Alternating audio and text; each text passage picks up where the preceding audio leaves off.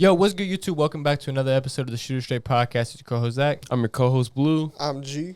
First and foremost, thanks to everybody for all the previous support and all the other episodes, including episode 22. We appreciate all the support.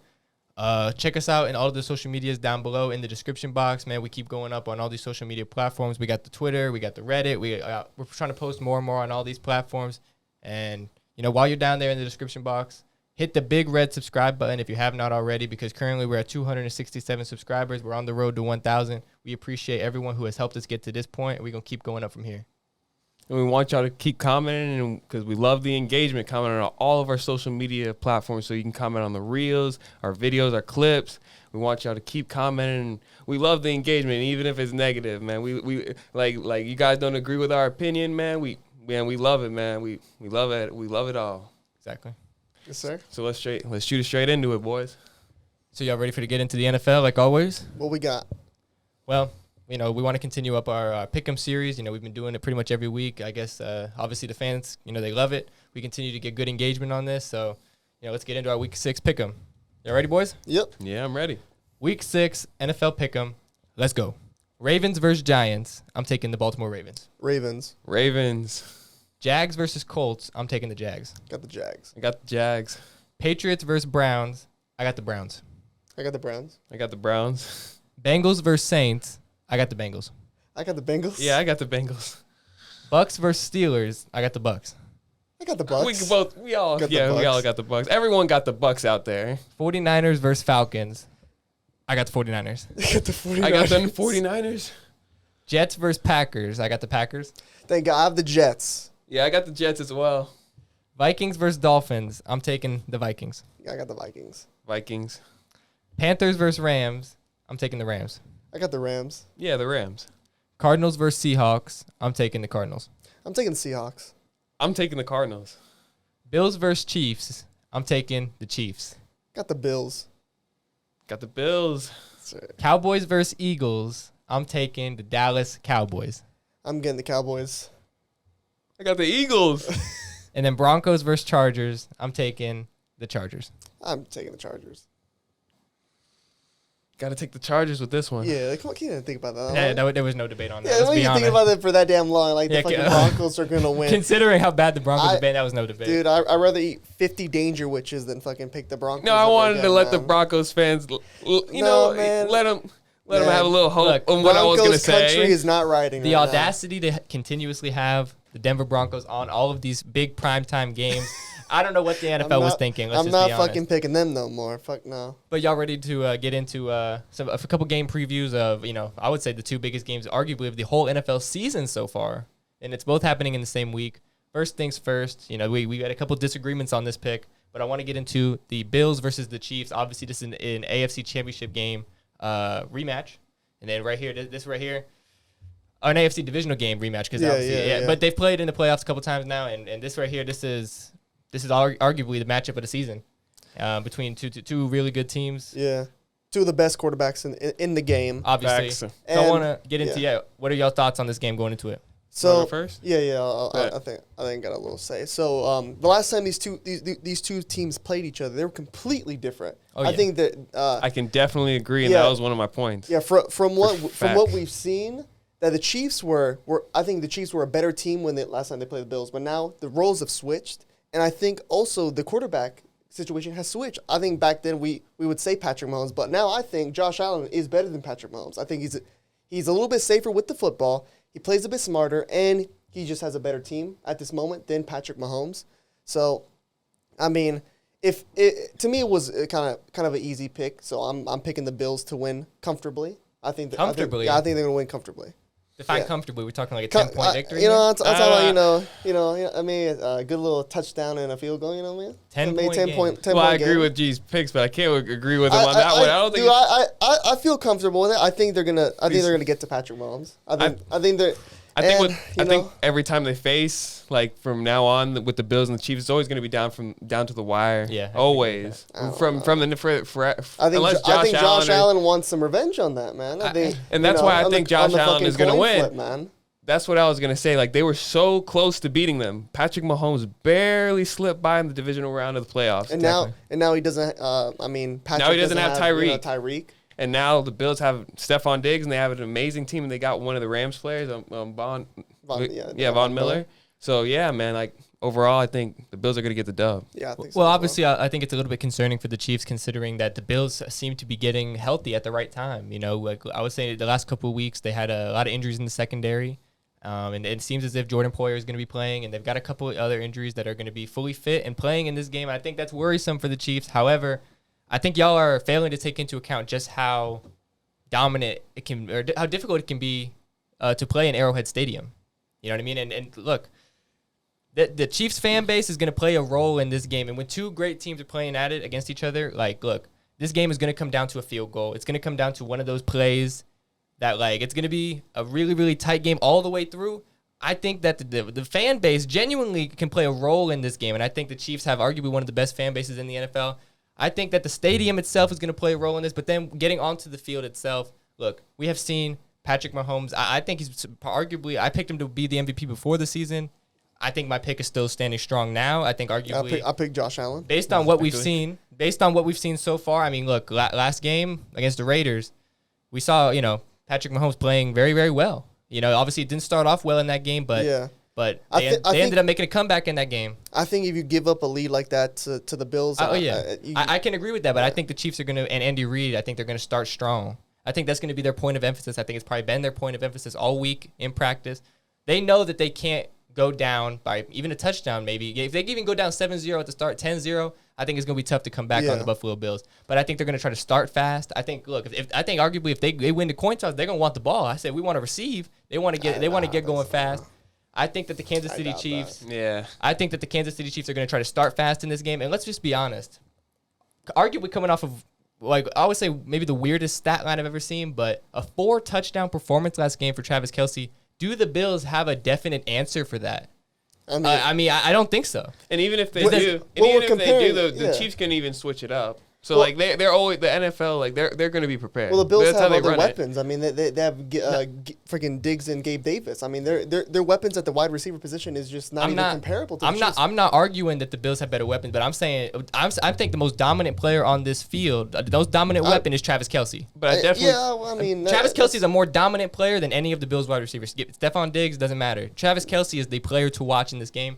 And look, in the red zone, no one has been able to stop him this season. If the Chiefs get in the red zone, you know it's going to Travis Kelce. He did it 4 times last game against the Raiders. Yeah, but you can't Raiders, stop. I'm not comparing the defenses. I'm just saying. Well, now he's going to be playing a better defense. But I don't think that the Bills have an answer for Travis Kelce. I think they're going to be they're the best team suited to do that. Exactly. With who?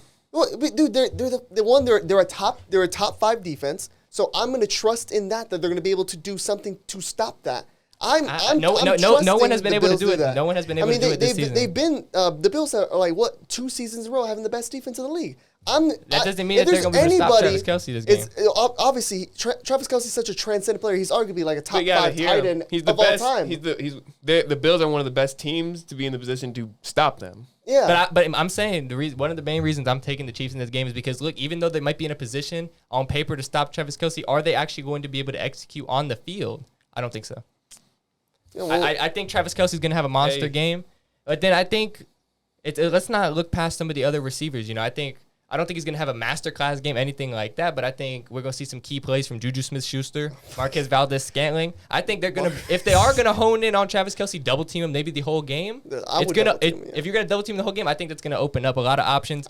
Clyde Edwards-Helaire out of the backfield. I think we've seen a couple more, like Isaiah Pacheco. You know, we kind of, no one really was sleeping on him, but now the Kansas City backfield seems to have a lot more options. I just think the amount of weapons that they got, if they want to hone in on Travis Kelce, which I don't even think they're going to be able to do, if they want to do that, I think Kansas City with the other options is still going to be able to execute their offense well. And I think it's going to be a shootout, but give me the Chiefs at home. Nah, so let's get into the next game, though. We got the Cowboys versus the Eagles. And I'm so surprised that your guys' picks. That's why you guys seen that I was shocked. I got the Cowboys, man. But the thing is, have they said who's for sure playing? If it's Cooper Rush. And I don't think Cooper Rush is ready for the Eagles' defense. They have one of the best defenses in Well, the league. I mean, it's going to when you're on the Cowboys, man. The Cowboys is like the defense right now. It's that's like the point that I was going to say. Yeah. You want to say, is Cooper Rush ready for the Eagles' defense? Is Jalen Hurts ready for the Cowboys' defense? Yeah, like dude, Micah Parsons, like dude, they like Diggs. Hey, Jalen Hurts, all these guys, man. Look, no disrespect to anyone that the Eagles have played so far, but they have not had a true test like this. And I don't think anyone could have. There's no test in the NFL that's tougher than the Cowboys' defense right now. I would say arguably the best defense in the NFL right now. So this is especially getting to the quarterback. This is the test, of course. And I think the Eagles are a good team. I just don't think that they're probably quite as good as that undefeated record says they are. Yeah. So we can all agree this is going to be a defensive battle, though. Oh yeah, no doubt. It's going to be interesting to see because we have not seen Cooper Rush score more than 24 points in a game. Yeah. We've not seen it. Yeah. So it's going to be a real test. You know, I think if Cooper Rush loses this game, I think he's done. They're finally, okay, Dak's been healthy. Dak's 100%. He's come out, and it's a bit of weird. He's taking, like, little pot shots at him. He says, I'm 1,000%. I'm gripping the ball good because, you know, fucking Jerry Jones said, you know, he didn't have the grip, and then literally the next day, Dak said, you know, I'm gripping the ball perfectly fine. And, you know, I think that's what it's weird enough to say. I think Dak hopes they lose if he doesn't fucking, you know. But this is like a real true test for Cooper Rush as well because, you know, you're playing the Eagles' undefeated team. But I do think the defense is going to be good enough to get by and hold them under 24. I think it's going to be although the Eagles haven't faced major teams, like Jalen Hurts has been performing. Oh yeah, he's been performing. He's been performing, year, playing really good ball out there. But like I said, has he faced quite as big of a test as this Cowboys defense? No, obviously not. And I just think, led by Cooper Rush. Look, one thing you know about Cooper Rush, like you said, he might not be getting you, 30 points a game. He's not going to be a shootout quarterback, but he's not going to lose you the game. Yeah, I don't think he's going to make look. Is that enough for the Eagles' defense? If Cooper Rush doesn't throw 2 interceptions in this game, he just has a clean, like maybe even just one touchdown performance. Yeah. Feed Zeke, feed Tony Pollard. You play that type of game, no mistakes. I think that's exactly what the Cowboys need. They just need no mistakes from Cooper Rush. Yeah, what Cooper Rush is like almost is like they have like low interceptions. Maybe 220 yards throwing and one touchdown. Yeah, that's really good enough. That's good enough. All they need. That's good enough. But the only thing where this is the bigger picture here. The Cowboys aren't winning the Super Bowl with Cooper Rush. Oh, yeah. That's not happening. Yeah. They're going to need Dak. Because, we're going to need Dak. I mean, with Cooper Rush, they're like a bottom 5 offense in the league. With Dak, they are a top 10.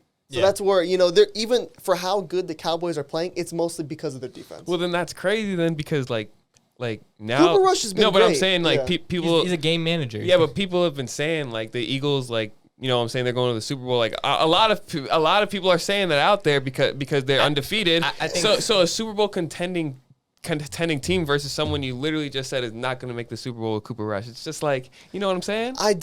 Me personally, I don't think the Eagles are a Super Bowl contender. I don't believe so either. But of course, but I know there's a lot of people. They're a great team. Yeah, but, a lot of people believe it. And my opinion on them might change based on how I this game honestly goes. don't believe that they are going to go to the Super Bowl. However, let's just be honest. If Jalen Hurts comes out and has a 350-yard game, 3 touchdowns, it's going to go crazy against this defense, even against Cooper Rush as because the quarterback. That is going to be exactly what we need to see for me at least personally, to have full belief in the Eagles. That's the type of performance because I need to see. if you can do that against the Cowboys defense, you can do it against anybody. That's exactly what I'm trying to get at. Yeah. And that's just why, look, I'm not saying the Eagles are a bad team. I just don't have the faith in them to do it against this defense. However, if they prove me wrong, then I might be coming on this podcast next week saying, okay, my opinion has changed on the Eagles, and this is what they're going to do. So let's talk about the results from this. Like, if the Cowboys actually win, is Cooper Rush actually going to be the starting quarterback? I think that's tough. It's the Eagles' defense. Yeah, because they're undefeated. How can you take Cooper Rush out when you're not undefeated? He's undefeated. And it's going to be such a weird spot for Dak. And because he's a great quarterback. The next 3 games they play are against shitters, man, and then they have a bye week. So it's like Dak's looking at it like if the Cowboys win this game, he's not going to be playing for a while. Exactly. Yeah. And it's going to be I think that's when we're going to start having like these real this is a quarterback controversy. A lot of people want to say this is not a quarterback controversy. if the Cowboys beat the Eagles and Cooper Rush plays well enough to plays well It's enough, definitely a controversy. It's a controversy because they're not going to take him out. You can't. They're not taking him out. I mean, look, what kind of message does that send to your team if you take out your quarterback that has won you 5 consecutive games? Exactly. And including the undefeated Eagles. Yeah. Away, in Philadelphia, I mean, let's just be real. That's a really hostile environment. Not many quarterbacks are able to go into Philadelphia on a Sunday night football game in this heated rivalry and perform. And if Cooper Rush is able to do what he needs to do, no mistakes, and lead the Cowboys to victory, there's no way it's going to be tough. And I don't know exactly. And we spoke because we all know Dak is the better quarterback, but Yeah. but the record stands for itself. How can you take out somebody who's 5-0? You just can't. You just can't. And we spoke about it the other way around. If the Eagles win, like they probably If potentially could be the Super Bowl Eagles contenders. wins, that's like the end of the story. It's like Cooper Super Rush Bowl. is taking you as much as As you you take can it, go. and the Eagles are like a real contender. That you think they could like make a deep playoff run. Now, do you think if the Eagles win, will Cooper Rush have a chance to be a starter? No. Well, for Damn. another team, For another team or for the Cowboys? For the Cowboys. For the Cowboys. No, he won't. No, No, I think it'll I be think the final nail in and the coffin. and Dak will come back, and then the only way he's going to get another starting opportunity for the Cowboys is if Dak gets injured again. Or if he fucking leaves. But since his performance this season, he might have an opportunity somewhere else. You think? Well, and I think we spoke on that a little bit. we spoke we on the did. last episode. We did. There's a couple teams that could use a Cooper Rush. I mean, Of course. if you're Look, rebuilding, man. we I know remember we did. Yeah. We know what Cooper Rush is. I said this. I think that a lot of teams out there should be looking at giving Cooper Rush a Jimmy G type backup deal. If I'm a contending team, and let's just say not even if I don't have a quite injury prone quarterback, but I'm just a little bit concerned. I want a guy like Cooper Rush on my football team because if my starter goes down, I feel like okay, the season is not over if I have Cooper Rush in there. It's not over. So you're saying the Bills could even use him? Okay. Well, Because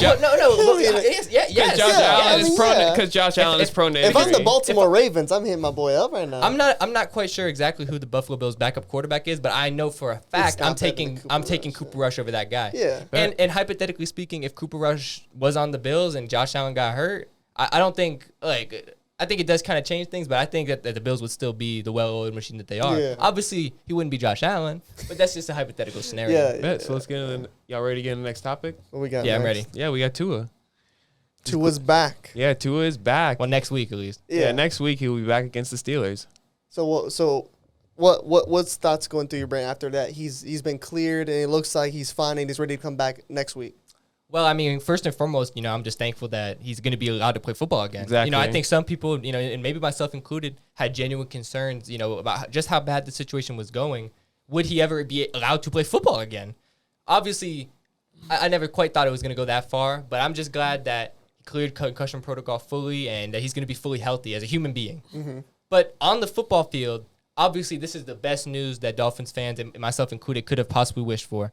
Look, no disrespect to Skylar Thompson or anything like that, but this offense is, and this team in general is just not the same team without Tua at the helm.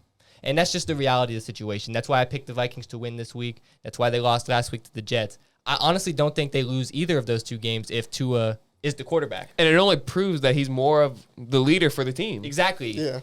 I spoke to that, and I said, after this injury, it 100% proved to me that Tua was the heart and soul and leader of this team. Exactly. And we need him at quarterback to get to where we want to go. Yeah. Do I think we're a Super Bowl contending team? No, not quite. However, at least just to make the playoffs and be the 3-0 team that we were at one point, we need Tua at the helm. Exactly. And I think coming back against the Steelers is a really good opportunity because let's just be honest, the Steelers are not a great football team this year. Not really, no. And it's going to be prime time. And look, the NFL is I don't know how they do this, but they're really good at setting up good storylines because this is Brian Flores, the Dolphins' former coach, who's now the linebackers coach for the Steelers, playing against the Dolphins. And Tua, and there's obviously been a lot of controversy with Brian Flores and the Dolphins. He's literally sued the team, saying that they forced them to lose games and stuff like that. It's a good storyline for Tua to come back against them. But ultimately, I think that this is exactly what Dolphins fan needed to hear. And I think that the season isn't over for us. It's not over. Yeah. Even if we lose this week and we're 3-3 going into next week, we can still make the Playoffs. I can agree with that. It's not over. 100%. It's not over. And that's exactly what I wanted to see. And I'm just glad it only took, 2-3 games for him to come back. That's best case scenario. Yeah.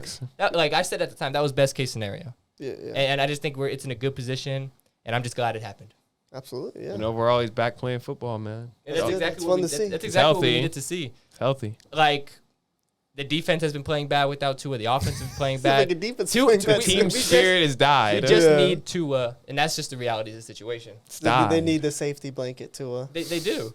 yeah. And, like, whether or not you think Tua is a great quarterback or not, everyone can admit that this team is built around Tua. yeah, So- absolutely. You want to speak some thoughts on it, G? Or are you ready to No, get in? I think Zach covered all the good major points. I mean, the best thing is I'll only be repeating shit he would say. I mean, to be fair, Because Yeah, of course. the main thing about the the main thing is situation- he's back and he's healthy. And he's healthy. Yeah. He's just like, I'm just Yeah. glad that his brain isn't, messed up fully or No, anything it's like not that. a fucking milkshake, man. Like, he's the fact good. that he's allowed to come back and play Yeah. football, it's just a blessing not only for just football fans in general, for himself, but for me as a Dolphins fan. It's For just his family, it's all just that. good. Yeah. It's just good news to hear. Yeah, So let's switch it up to the NBA. Hoops. hooping. We got some crazy news going on. Hoopty. Oof. What we got? We got Jordan Poole finalizing his contract, 4-year deal, $140 million. Yeah. And we'll And we got Andrew Wiggins. 109 million. They got the bag. They got the bag. They got the bag they talked about during the celebration. Exactly. They got the So bag. now- They got that bag. Probably Draymond Green. He's out of there. Gone. Yeah. They just don't have the money to pay for him now. It's not looking like not a quite looking good. realistic Yeah, scenario. it's a bit weird how it lined up. He has this burst Yeah. up. It's like, oh, we just don't have the money to pay you no more, Draymond. I don't Yeah. know what to say. So you're gonna have to take a veteran minimum. But would Draymond Green really take a veteran minimum? To No, win he- another championship. I think Draymond wants to win more than anything, but I think Draymond, he sees the reality of the situation. I think I'm not gonna say that he would never take a veteran minimum, but I just don't think he's gonna do so on the Warriors anymore. I just don't see it. Obviously, he's had his legacy there with the franchise. We know what he's done for that franchise, everything, but it just seems like the two crossroads, it's coming to an end. You know what I mean? It was a great time. It was a great legacy. But it's just time to move on. That's what it seems like to me, at least. And I just think the way Draymond is kind of promoting it, Yeah. he knows it. The Warriors know But- it, and it's just that. What team can really afford Draymond that really needs him? Like, if I mean, if we're taking the bad teams, like, Depends how much he's like gonna It depends on ask for. It depends on what he's asking for, what his Yeah. ideal goals are. Because look, Draymond Green is not a youngster by any stretch of the imagination. Yes. He wants to win championships. Draymond seems like the person that would But if that he's want gonna- a max, but even though he's not but, a max but player. but what established team that is really good that's going to win a championship really needs him? Look, I mean, I think, and this is the move that everyone is kind of thinking. It's the move that everyone's the thinking, and I'm not Lakers, saying man. it's the right move or it's a good move for either side. I'm just saying it seems as if, from what I can see, Of course. that Draymond wants to go to the Lakers. I mean, look, he's literally been kind of he just hit Jordan Poole in the face. he's been kind of sucking off LeBron for the past year. oh my god. Ever since he's joined Clutch Sports, this is obviously the same regime that LeBron is under. He just seems as if he's been trying to make his way to Los Angeles. I get that, but like, why? There's no way that they can just keep getting players around LeBron that can't fucking shoot, man. Like, what's going on, bro? Like, okay, like Draymond's basically think of a LeBron that's fatter, that can't shoot, that can't fucking get up and down the court, who just passes the ball. Like, it doesn't make sense. LeBron does everything Draymond can do. So what's the point? Like, Yeah. this is just the constantly getting these veteran players around to the Lakers that can't shoot. Like, how worse can you get at shooting? I swear to God, bro, it's fucking And horrible. do I think it's a good move or a good fit necessarily? No, but it just seems as if I don't think Draymond at this point in his career is going to a shitter necessarily. You know what I mean? I don't think he's going to the Kings. Or nothing, I just don't see that. And realistically, what contender wants him? What contender does he want to go That's to? what I'm saying. Go It to just the Nets, bro. it just seems tough. I don't know exactly what the money is going to look like, or I mean, let's be honest. I don't think any team is even offering. That's I mean, what they're I'm definitely not. saying. They're definitely not offering him a max, but I don't think they're even offering probably half of a max almost. I mean, he's at this point in his career. Yeah, absolutely not. But I think this does open another big thing with the Warriors, that who's gonna fill the role of Draymond for that team? Because That's a you good got to point. think that the Warriors don't have a point guard. Like, that's what Draymond was. He facilitated the offense. Yeah. And who's gonna do that since he's gone? Like, because I can't think of one player on that team that can really like facilitate that offense like how Draymond did. Because as much as Steph Curry is the point guard, he's not the point guard. He doesn't facilitate the offense. Draymond runs the offense. That's what Draymond does. He's a point forward. Yeah. And the fact that the Warriors haven't like really been looking for a player that, oh, who can we get that kind of does what Draymond does, that can facilitate the offense, there's no one on that team that can. Well, so that's making a lot. I know. That's opening another can of worms. It's like shit. Well, I know Jordan Poole has upped his game recently, although he won't be able to lead the offense, but he's upped his game. They have like these weapons to score. So he's upped his game recently, so I think that will be enough for the Warriors. Well, I think the Warriors' only option is to start running the offense more through Steph Curry, and whether you think that's a good idea exactly. or not, what other option do they have? I just don't think Steph would be able to do that. I think he can do it. With Jordan Poole helping. No, yeah. I think he can do it. I don't want him on the ball, man. I don't want Jordan Poole on the ball. I think Steph Curry can facilitate the offense, but I think it's going to take away from him from his scoring stats. It's going to take away from his stats, I think, a little bit. Yeah, it's like when you have Steph Curry, that's not what you want him to do. I agree, because obviously, but you do want the ball in Steph Curry's hands. Yeah. But you don't necessarily want him, calling the shots and of course. Because when Steph Curry gets the ball, bro, it's almost ISO ball. You kind of know, like he can pass the ball, obviously, but he wants to shoot. You know what I mean? He wants to score points. He wants to shoot threes. He's trying to get to a spot, and obviously, bro, I ain't gonna lie, I can't think of a better player at getting to that spot on the 3-point line and just taking any kind of shot, and somehow it goes in. He's obviously the greatest shooter of all time. There's no doubt about that. And obviously, I don't think you want him leading the offense, but realistically, bro, what other choice do the Warriors have? Who else is doing it? I mean, Clay ain't doing it, obviously. Yeah, fuck no. Clay do that shit. Who else is doing it? Yeah. Well, that's and why with the beef with Draymond Green and Jordan Poole, like it's just the team chemistry wasn't right. I think they should have just tried to make it work. I mean, I don't know, man. And it's not even that. I think that this was an inevitable move, even if the beef didn't happen, bro. Just because they had to pay Jordan Poole and Andrew Wiggins, if they wanted to retain those pieces of their championship team, they had to give him the bag. That's the future. That's the future. And Draymond is on the decline, and he's been on the decline. And, let's just be honest, he was able to help them win a championship, but he was not a huge contributor to that. Exactly. He was. Brick City almost for the most part. Every now and then he was aggressive though. He's always aggressive on defense. He's always aggressive. What Draymond adds to your team is not necessarily always showed up on the stat sheet. Yeah. You know what I'm saying? That's why it's unfair to say. And that's why. He's not a fucking shooter. But that's the most. He's not Steph Curry. That's the thing that worries me a little bit about the Warriors, just because Draymond, although he might not be a huge stat sheet guy, but you just know what the leadership skills and he's his energy, what he's bringing to the team. You lose that. Who's really speaking up as the heart and soul of the Warriors, especially on defense? That's just look, Curry. I'm not saying he can't talk trash, but he ain't doing it like Draymond. Draymond just has the aura around him almost. You almost But don't you think? Don't you think Steph Curry's gonna realize that and he's gonna be like, man, I gotta lead my team. Even if he does that, he can't fill. He can't fill in the shoes of like Draymond, especially on the defensive end. Of course, but I don't think Steph Curry's going up to James Wiseman saying, "Bro, you should have done better on that defensive play." It's like, dude, you're fucking 6'3", man. What are you talking about? But he has to. I think Steph Curry understands that Draymond Green will probably leave, and he has to do something. Yeah, but he understand. That's what's going through in his head right now. Like Steph Curry's at the hotel, bro, and he's like, "All right, man, Draymond Green's leaving, man. And I'm the best scorer on my team, so I have to do something to lead it." I mean, I still think he's still a leader, but like it's like if we're rating them out of 5, like where he's like maybe like out of general 5-star general, like freaking Steph's probably like a 3-star general. He's but Draymond's the 5. Like anything he says goes, but it's definitely affected how I see the trajectory of the Warriors next season. Well, and that's after he's gone. That's the point that I want to get into a little bit because look, it's interesting to see exactly how they played this out. But the Warriors general manager Bob Myers, I would say arguably one of the best general managers in the league, best front office in the league. I would say probably by the Warriors, and they don't make moves like this unless they know what they're doing. They have it all planned out. Obviously we don't know, and that's why we're speculating about it. But I trust Bob Myers. He wouldn't make a move like this and essentially eliminate Draymond Green from the future unless they had a plan in place to fully fill that void, or they feel like there's like a guy on their team already now that we don't necessarily maybe not know about is going to fill that void. I just know Bob Myers has to have some kind of plan in place. You know what I'm saying? He's one of the best front office men of all time, I would say. Yeah. And I think it's interesting exactly what they've done with these contracts. In my opinion, I think they overpaid a little bit for Jordan Poole. You know what I'm saying? Yeah, a little bit. But they realized like that he's the future.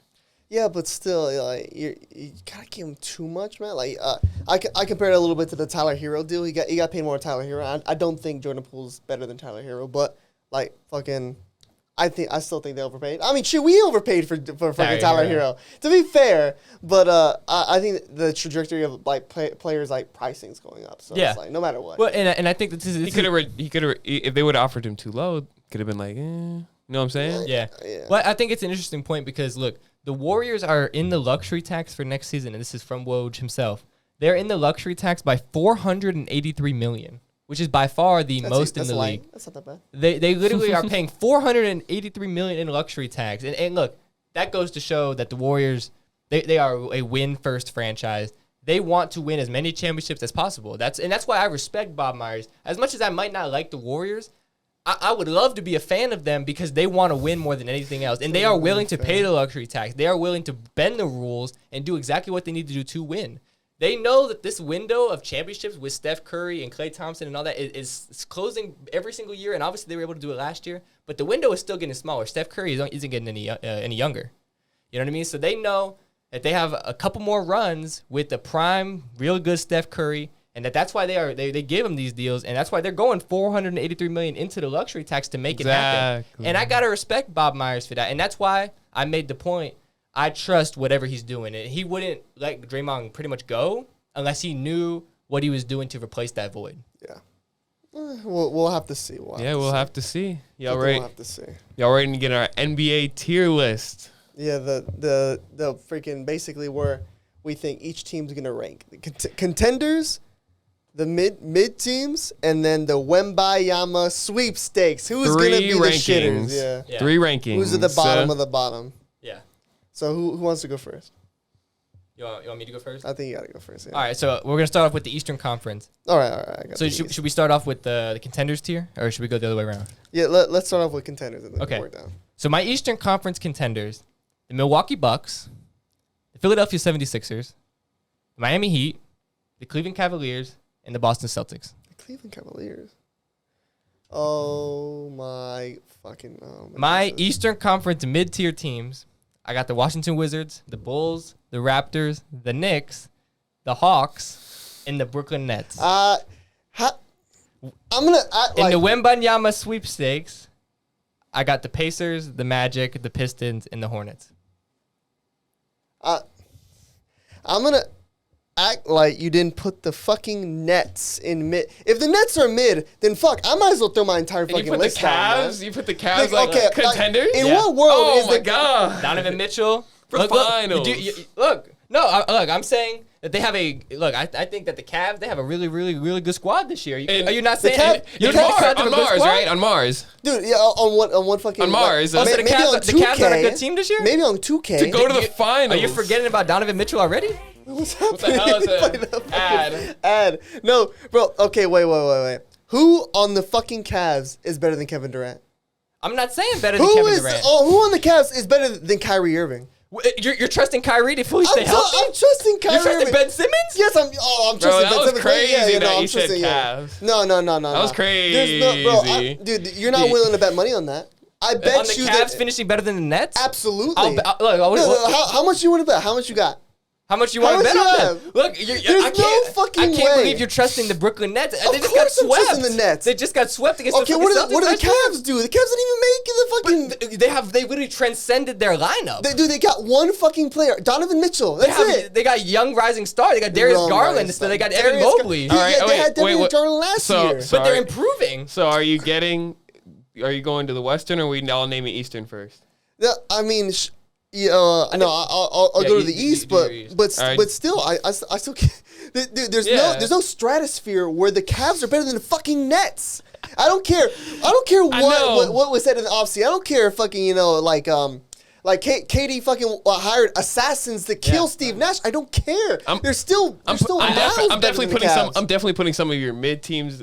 I do not trust the Brooklyn Nets. I don't know how you could trust the Brooklyn Nets. I'm trusting the Nets. I don't know how you can more than the Cavs. More than the Cavs. It's not even saying I'm picking the Nets to make it out the fucking, make it out the East, but they're better than the fucking Cavs, bro. Exactly. Y'all are sleeping on the Cavs, bro. Y'all gonna see this year. Oh my fucking no, man. Like I said in in an earlier episode, I honestly think Jazz won the trade, but that will be we'll know in the future. That crack, bro. I think the Jazz won the trade. We'll know in that future. We'll know in the that. future with the draft picks. We'll know, bro, with the draft picks. Now I gotta say the true rankings in the East. Okay, yeah. So Eastern contenders, I got the Miami Heat, the Bucks, the Nets, and the 76ers. Then in the mids, I have the Bulls, Hawks, Knicks, Cavs, Raptors, and then the Celtics. And then the people who are looking for Wambayama, the Detroit Pistons, Pacers, Hornets, Magic, and the Wizards. That's who I got. And I think the one that I think, I don't think they're bad. Like the Hawks aren't. They're not bad. I agree with that. I agree with that. And the Cavs, they're not bad, but obviously they're not fucking contenders. None of the top teams that are there. But I think the Cavs are a top 4 team in the East. No, they're fucking. Cavs are a top 4 team in the East. So you think they're gonna get the 4th seed? Yes, I would say they're gonna get a top 4 seed. They're not getting a 4th seed. Fuck no. Look, and I debated this as well, and I found it interesting. Like I seriously consider putting the Celtics in the mid tier as well. Yeah. I ended up putting them as my last spot in the contenders category just because of kind of that. They got that finals pedigree. I think that the loss of Ime Udoka it's tough to gauge just how much that's gonna affect this team until I see it on the court. You know what I'm saying? I think it's I just personally think the Celtics' run to the final last year was super overrated. Yeah, I just. When I see it didn't wow me. It's like, oh my God, that's why I have them in the mid. Mm-hmm. They played an injured Bucks team. They played an injured Heat team. And then, they got to the final where they played, a fully healthy Warriors and they got fucking spanked. Like, it just, I don't trust them as like a real, I don't take them over a healthy 76ers team. I don't take them over, the Nets. If they have a rematch, I like the Nets in that. And I don't take them over the Heat. If they're healthy, if the Heat are healthy, I don't think the Celtics are beating them. I'm still taking the Celtics over the Nets, You're though. fucking... They could have swept them last year, bro. What? Okay. But was Ben Simmons there? Ben Simmons. What? Did you see Ben Simmons' defense on Giannis under the best player in the world? Did you see his defense? That's all I need. That's all I wanted. Bro? That's all I wanted. Preseason, bro. But they're still playing. They're out there playing. Preseason? They're out there playing. Bro, what has Ben Simmons done in the real regular season? He's been injured, man. Exactly. No, Ben Simmons ain't going to do nothing, bro. He's not going to do nothing. What the fuck do you mean he's not going to do nothing? He's not going to do nothing. He's not really contributing to this team. I want to comment on this. One thing I can say is that Ben Simmons will definitely have an improved performance. For God's sake, man. Define improved. It might be one of his best seasons. I think we're going to see the best Ben Simmons we've ever seen. I can. We're going to see the best Simmons we've ever seen. I can definitely agree with that. What? But I don't think it will be nothing like special. No, I think it's going to be. I don't think it will be nothing special. I'm saying he's going to be all-star level play. I think he's going to make the all-star team. What? I got to make an all-star team. What? Dude, he's literally going to be running an offense with Kevin Durant and Kyrie. He can't shoot. It don't matter. He doesn't need to shoot. This is the first team ever that you can say, oh yeah, he doesn't need to shoot. Over there in the 76ers, he needed to shoot. I don't know. He's just not. He just doesn't feel confident, bro. I don't give a fuck about his confidence. I'm saying I don't think he feels confident when he's shooting, bro. But like he'll.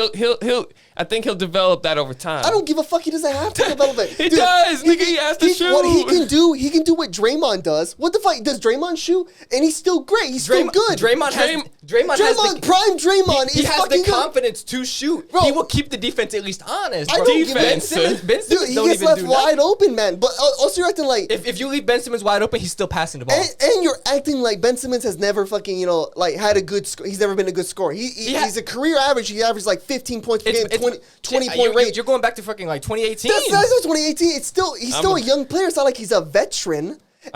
Just the fact that he can he can dish the ball, and that's what the Nets needed. They was just ISO ball, like backyard basketball. But now that they have Ben Simmons who can run an offense that you've seen just little itsy shines in the preseason of how he can run this team. And now you're gonna see Kevin Durant and Kyrie back. They're gonna be miles better. We're not seeing them get swept. We'll be lucky to see a fully healthy Kyrie for the whole season. Hey, that's a different matter. I'm talking about a Nets team fully healthy. Yeah, we haven't seen that yet. So do I have any belief that that's actually going to happen? Seeing as we've never seen it. We saw it last season, but they just didn't have Ben Simmons. They didn't have their fucking QB1. That's their QB1. That's what they needed. That's what they needed. I don't know about all that. Listen, Ben Simmons guarding Jason Tatum is a fucking disaster. That's literally Jason Tatum's like, bro, I think I tweaked my wrist again, man. Like, he's gonna get injured. Like, that's just what's gonna happen. Ben Simmons can't play defense. I just don't think he's offering much. That's what they needed. The Nets played no fucking defense. Now they have one of the best fucking not two way. That's not gonna help. I'm ready though. It's helping. I was strict with my contenders though, man. Right, so let's see what you got. Yeah, it can't be any more blasphemous than what I've just heard. Eastern Conference. Mine's are fair. Oh no, mine's is. Mine's are pretty fair. blasphemous. Yeah, so Eastern Conference. I only got the Bucks. What? Yeah. Wait, so the only contenders, you just have one fucking team, the fucking Bucks. No. For the Western Conference, I trust more. Oh my. Okay. Fine. For contenders. Fine. So wait, who's your mid player? Oh, well, who's the mid teams you have in the East then? So I got let's see, I got the 76ers. Yeah. Okay, I guess they're fucking. If they're mid, if the 76ers are mid, bro, I just don't know. I don't know what to say. Is that fucking Embiid? You're gonna make Jeremiah real sad about that pick, man. You can't fucking say the Sixers I had are mid. And then I got the Hornets. They're mid. Okay, no, they're not. They're mid, bro. They're fucking dog shit. No, the Hornets, bro. The Hornets are definitely mid. I'm not even putting them mid, bro. I don't got them mid. I almost forgot to name them in my phone. I forgot they were an NBA team. Unless Michael Jordan's out there playing, then they're fucking their shit. Nah, man, the Hornets, bro. LaMelo, bro. Y'all sleeping on LaMelo and, I think he just and got his buddy. injured. And his buddy. What's his name? His buddy. Melo and... Huh?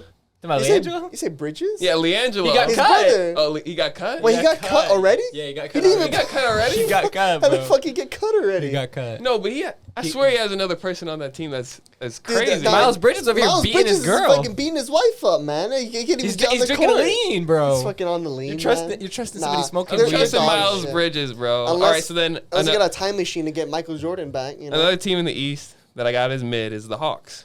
Okay. Yeah, that's fair. I had them there too. Then well, pretty much, if you only got one contender, pretty much everyone else is either mid exactly, or bad. and then the Nets, And that's how I guess they're mid. Cleveland, and then Bulls, Celtics. Okay, yeah. Celtics mid. Yeah, mid. That's a pretty bold take, look. I mean, yeah, I said that, yeah. Yeah. Then who's in your Wembanyama sweepstake? Wembanyama sweepstakes. Wembanyama. We got. I mean, it's not that many teams. Yeah, we got the Wizards. Yeah, they're fucking shit. The Raptors. No, I think the Raptors are mid, man. They're pretty good. Then we got. Who you got? I think you should have lined them bro, up your list, better, man. Yeah, bro, your list is a shambles. Okay. I think since you have more, and then the Pistons. Yeah. Okay. And then the Pacers. And then that's it. Yeah. I think you'll be better in the next one because you had a lot more contenders in the next one. But Zach, who do you got for the West? All right. My Western Conference contenders: the Golden State Warriors, the Phoenix Suns, Denver Nuggets, and one final team, the Los Angeles Lakers. In my mid tier, Memphis Grizzlies, the Timberwolves, the Clippers, the Mavs, the Trailblazers, and the Pelicans. What the fucking Lakers over the Clippers, bro? In my Wembanyama sweepstakes, I got the Spurs, the Rockets, the Jazz, the Thunder, and the Kings. Okay.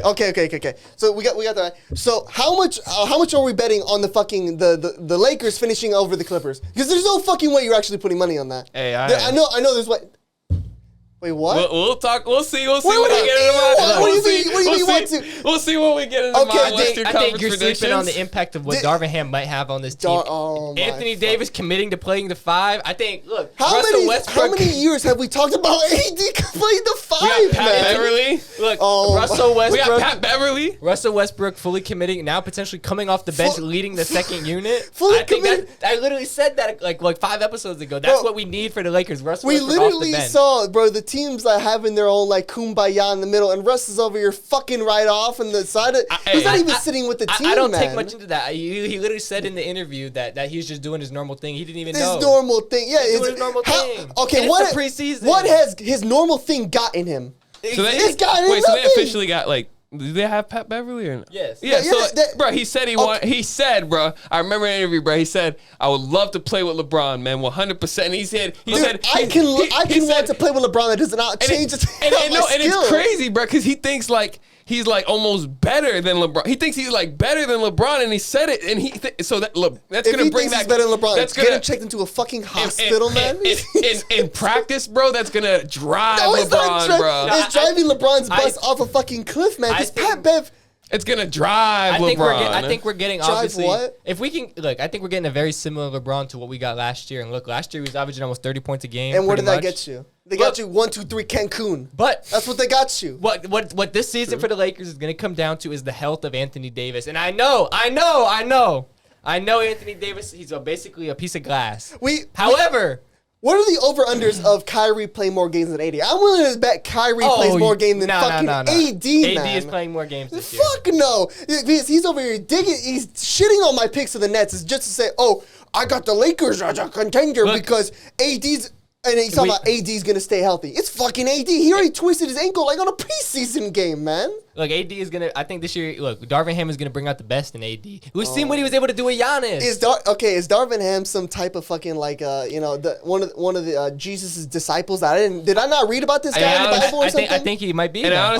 honestly think AD is. He's watching. He's gonna watch out for himself, man. He's realizing that he's really injury wearing prone. high tops now? I mean, shit. I've been begging for that for like the last 3 years. He's realizing that he's very injury prone, so he might play his game a little differently. Might switch up things.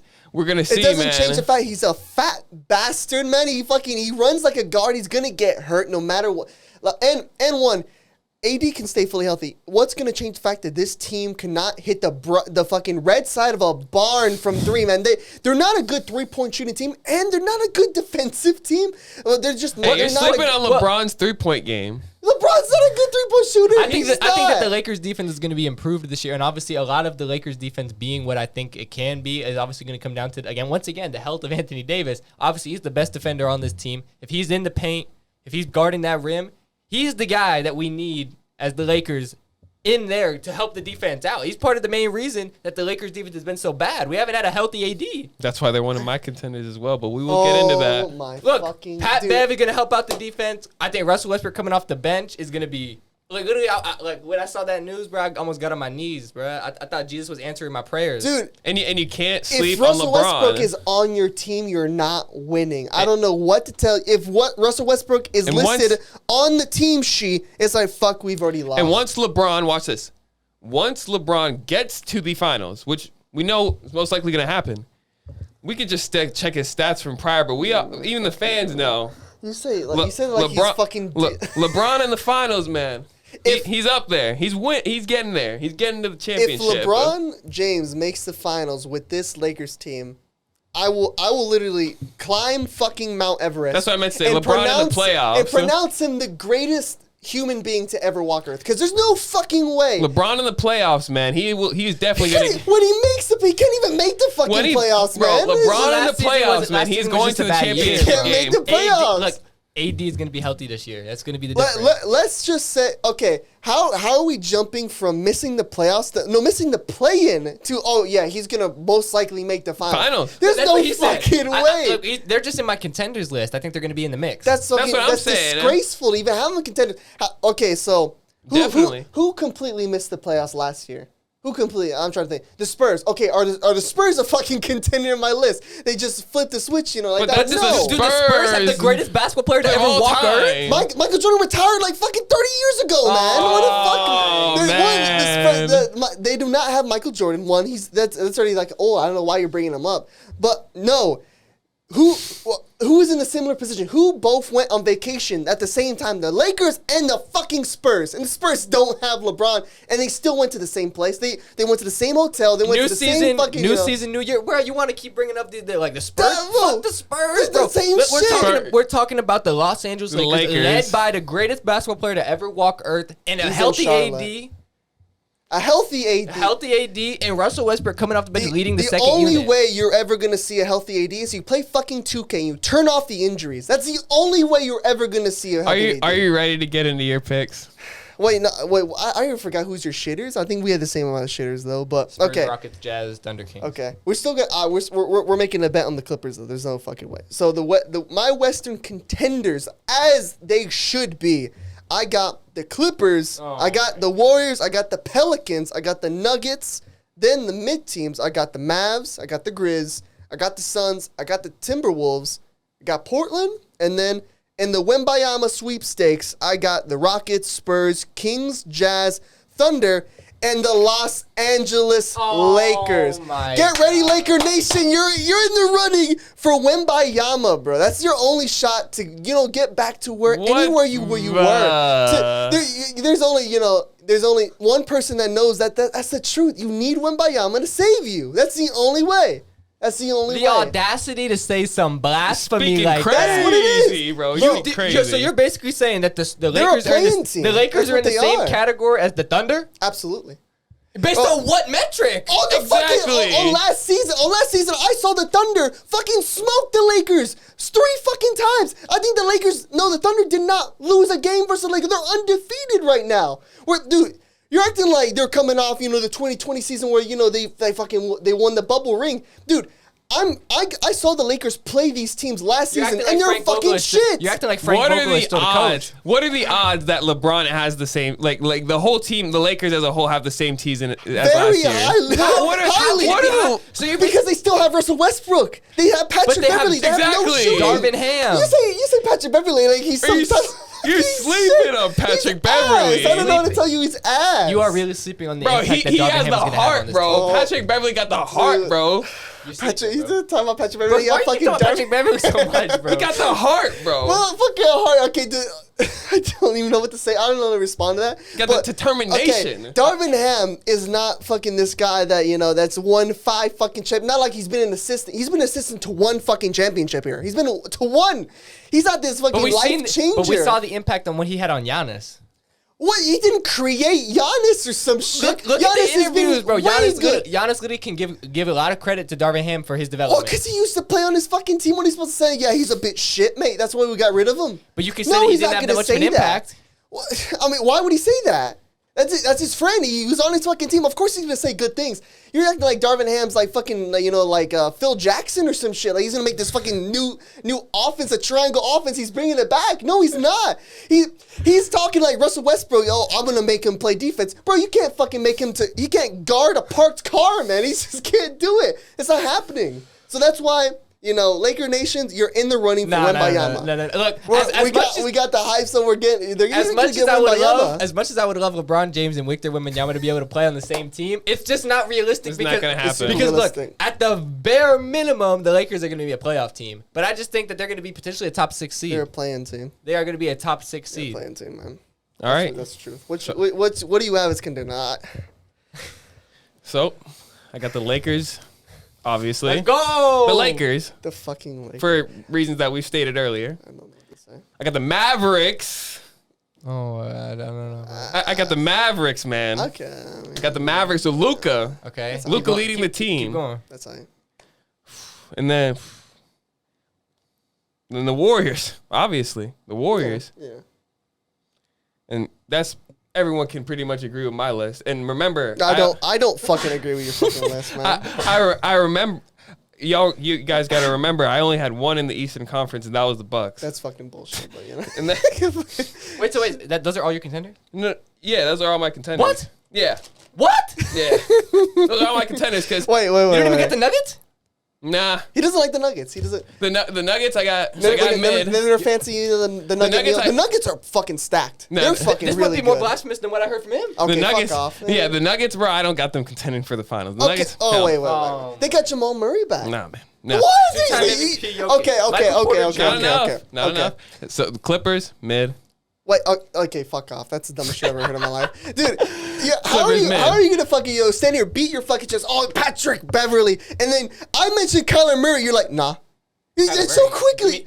You mean Jamal Murray? Jamal Murray, okay, wrong Murray. Fucking Jamal Murray, you're just like, nah. What the fuck? Suns. Yeah, I ain't gonna lie. I can't give you no backup Jamal on that. Murray is literally fucking. He's life changing to the Nuggets. Suns mid. Yeah, that's fair. I think they're fucking.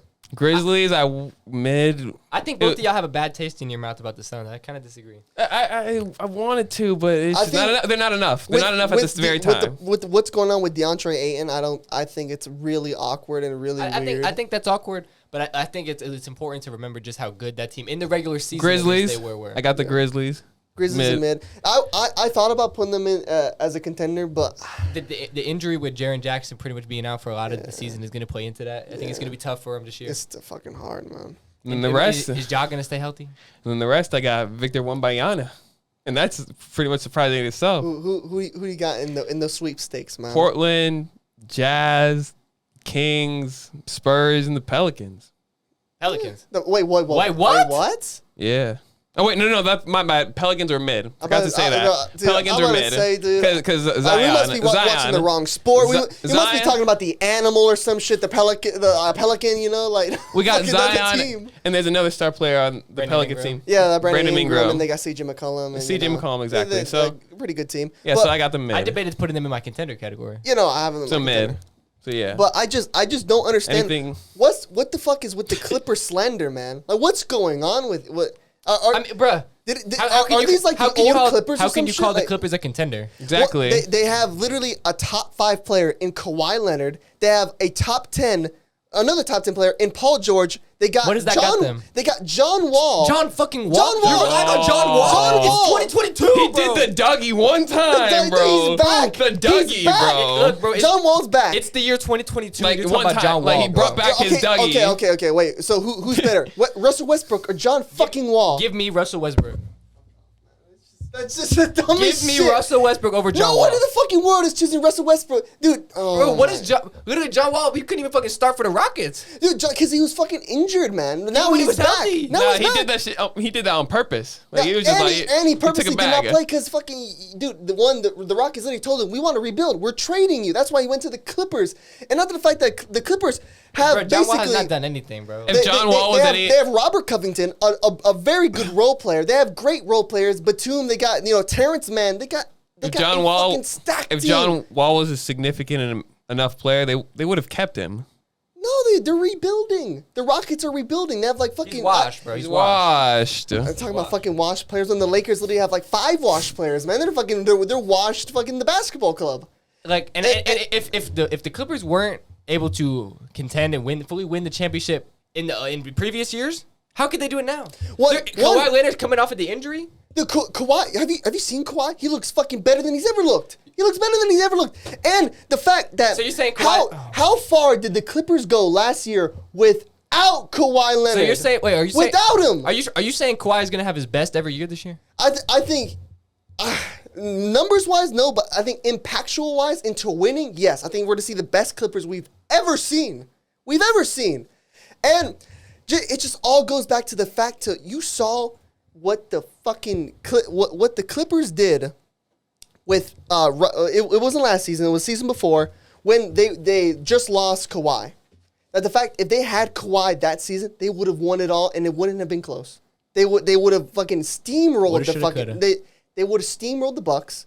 It's just like a foregone conclusion. So if they stay healthy, it's all about to stay healthy. The same way you use the bullshit, if AD stays healthy. If this Clippers team stays healthy, there's no one that's fucking beating them. There's just nobody. In the whole NBA? No one. Oh my God. There's not a chance in hell because this team is so fucking deep and it's so well-rounded.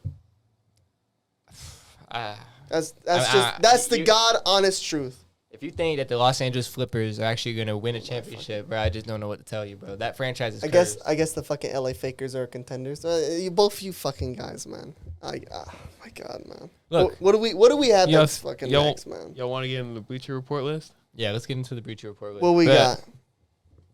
So fucking what did you see from that list that didn't rub you the right way? Well, I mean, obviously of the top NBA 100 players. Yeah. Exactly. So Bleacher Report drops their list. I don't know if they're doing this as a yearly thing now, but they dropped their top 100 players list. Look, I think the first thing that took me away, Jim, Joel Embiid not in the top 5? I mean, look. That's crazy. That was just unbelievable for me to see that. I mean, Look. I don't even know where to even begin with that. If Joel Embiid is not a top 5 player in the NBA, then I just don't even know. I don't even know what to say. So anymore. who would you replace in their top 5? At their top 5, they have Giannis. Then they have Joker. They got Luka. They got Steph, and they got KD. I'm moving KD out, and I'm putting Joel Embiid. Yeah. That's crazy. Yeah. I don't know about that one. I mean, we got to remember the type of season that Joel Embiid had last year. I mean, he was right there. You're talking for MVP. about KD. Kevin fucking Durant. We're talking about Joel Embiid. Yeah, I think that's fair enough. Me personally, how I redid that. I had Giannis the best player. I had Steph at 2. I think Steph is better than Jokic and Luka. I don't know how Luka's above Steph. I don't know what fucking Luka did to get above Steph. I think Luka definitely should be around there. I had Giannis, Curry, then I had Joel, and then I had KD, and then I had Kawhi. That's how I had mine. Well, that's how I had mine set up right there. And I would say one thing that took me away was having Jason Tatum over LeBron James.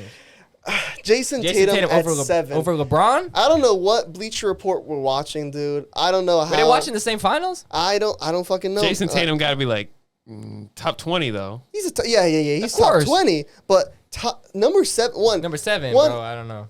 Well, let me. He doesn't deserve a top 10 spot. Let me just see who he's above. I don't know. I don't think so. Honestly. Jason Tatum is not better than fucking LeBron James. He's not better than Kawhi Leonard. He's not better than John Morant, and he's not better than Jimmy Butler. There is no fucking universe where Jason Tatum is better than any of those players. Especially to me, I think he should be lower, right behind Jimmy Butler. I think it's close, but Jimmy's just better.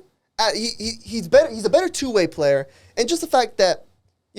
Especially after what Jason Tatum just came off of, he just came off of, Jason turnover. He kept it 100 in the playoffs, 100 turnovers. Like it, and with a poor finals performance. I had to write this down, bro, because like he had a negative plus minus, a fucking negative 3.5 in the finals. Is that a number 7 player in the world? Is that top 7? I don't think so. I don't think so. I'm not a professional, but I don't think that is. Fucking. He was 36.7% from the field in the finals. It wasn't his best showing. Is that top 7? I fucking think not. It's just. I think Jason Tatum is getting a little bit too much credit because they see him. I think he's becoming into the overrated. Exactly. He's getting overrated. And the reason why, I think they see him as obviously the face of the Boston Celtics, and they saw what the Boston Celtics did last year, and they give Tatum too much credit for that. I feel like. Fuck no. And that's why look. Do I agree with his spot? Obviously not on this number 7 ranking, but I think. That's why they put him there. And I think Tatum is starting to get overrated because they're giving him too much credit for the team's success. I'm not saying Jason Tatum is a bad player, and he's not obviously one of the main reasons why they are where they are. But to say Jason Tatum is the 7th best player in the NBA over the guys that you were listing, it's just absolutely absurd. Absolutely not. I think he's in the range of like Devin Booker and those guys. I think he's better than Devin Booker, but he's like it's a conversation. Fact. But like. When you're talking about like Jimmy Butler and LeBron James and Kawhi Leonard, that's not even a conversation, man. I don't know who's having that conversation. I need to find the people who are actually having that conversation. Do you think Jimmy Butler should be in the top 10? Yeah, absolutely. Jimmy Butler's a top 10 player. How my top 10 came out to be from the top 5 ended with Kawhi. Then I had Jokic and Luka. Wait, Jokic is 6? Yeah, Jokic is 6. Just because I don't think he's better than Embiid, and I think a fully healthy Kawhi I take him over I take Kawhi fully healthy over Jokic. And then after Luka, I had Jimmy, then I had Ja, and then I had LeBron. Right at the number 10. Yeah, right at number 10. That's how I had it.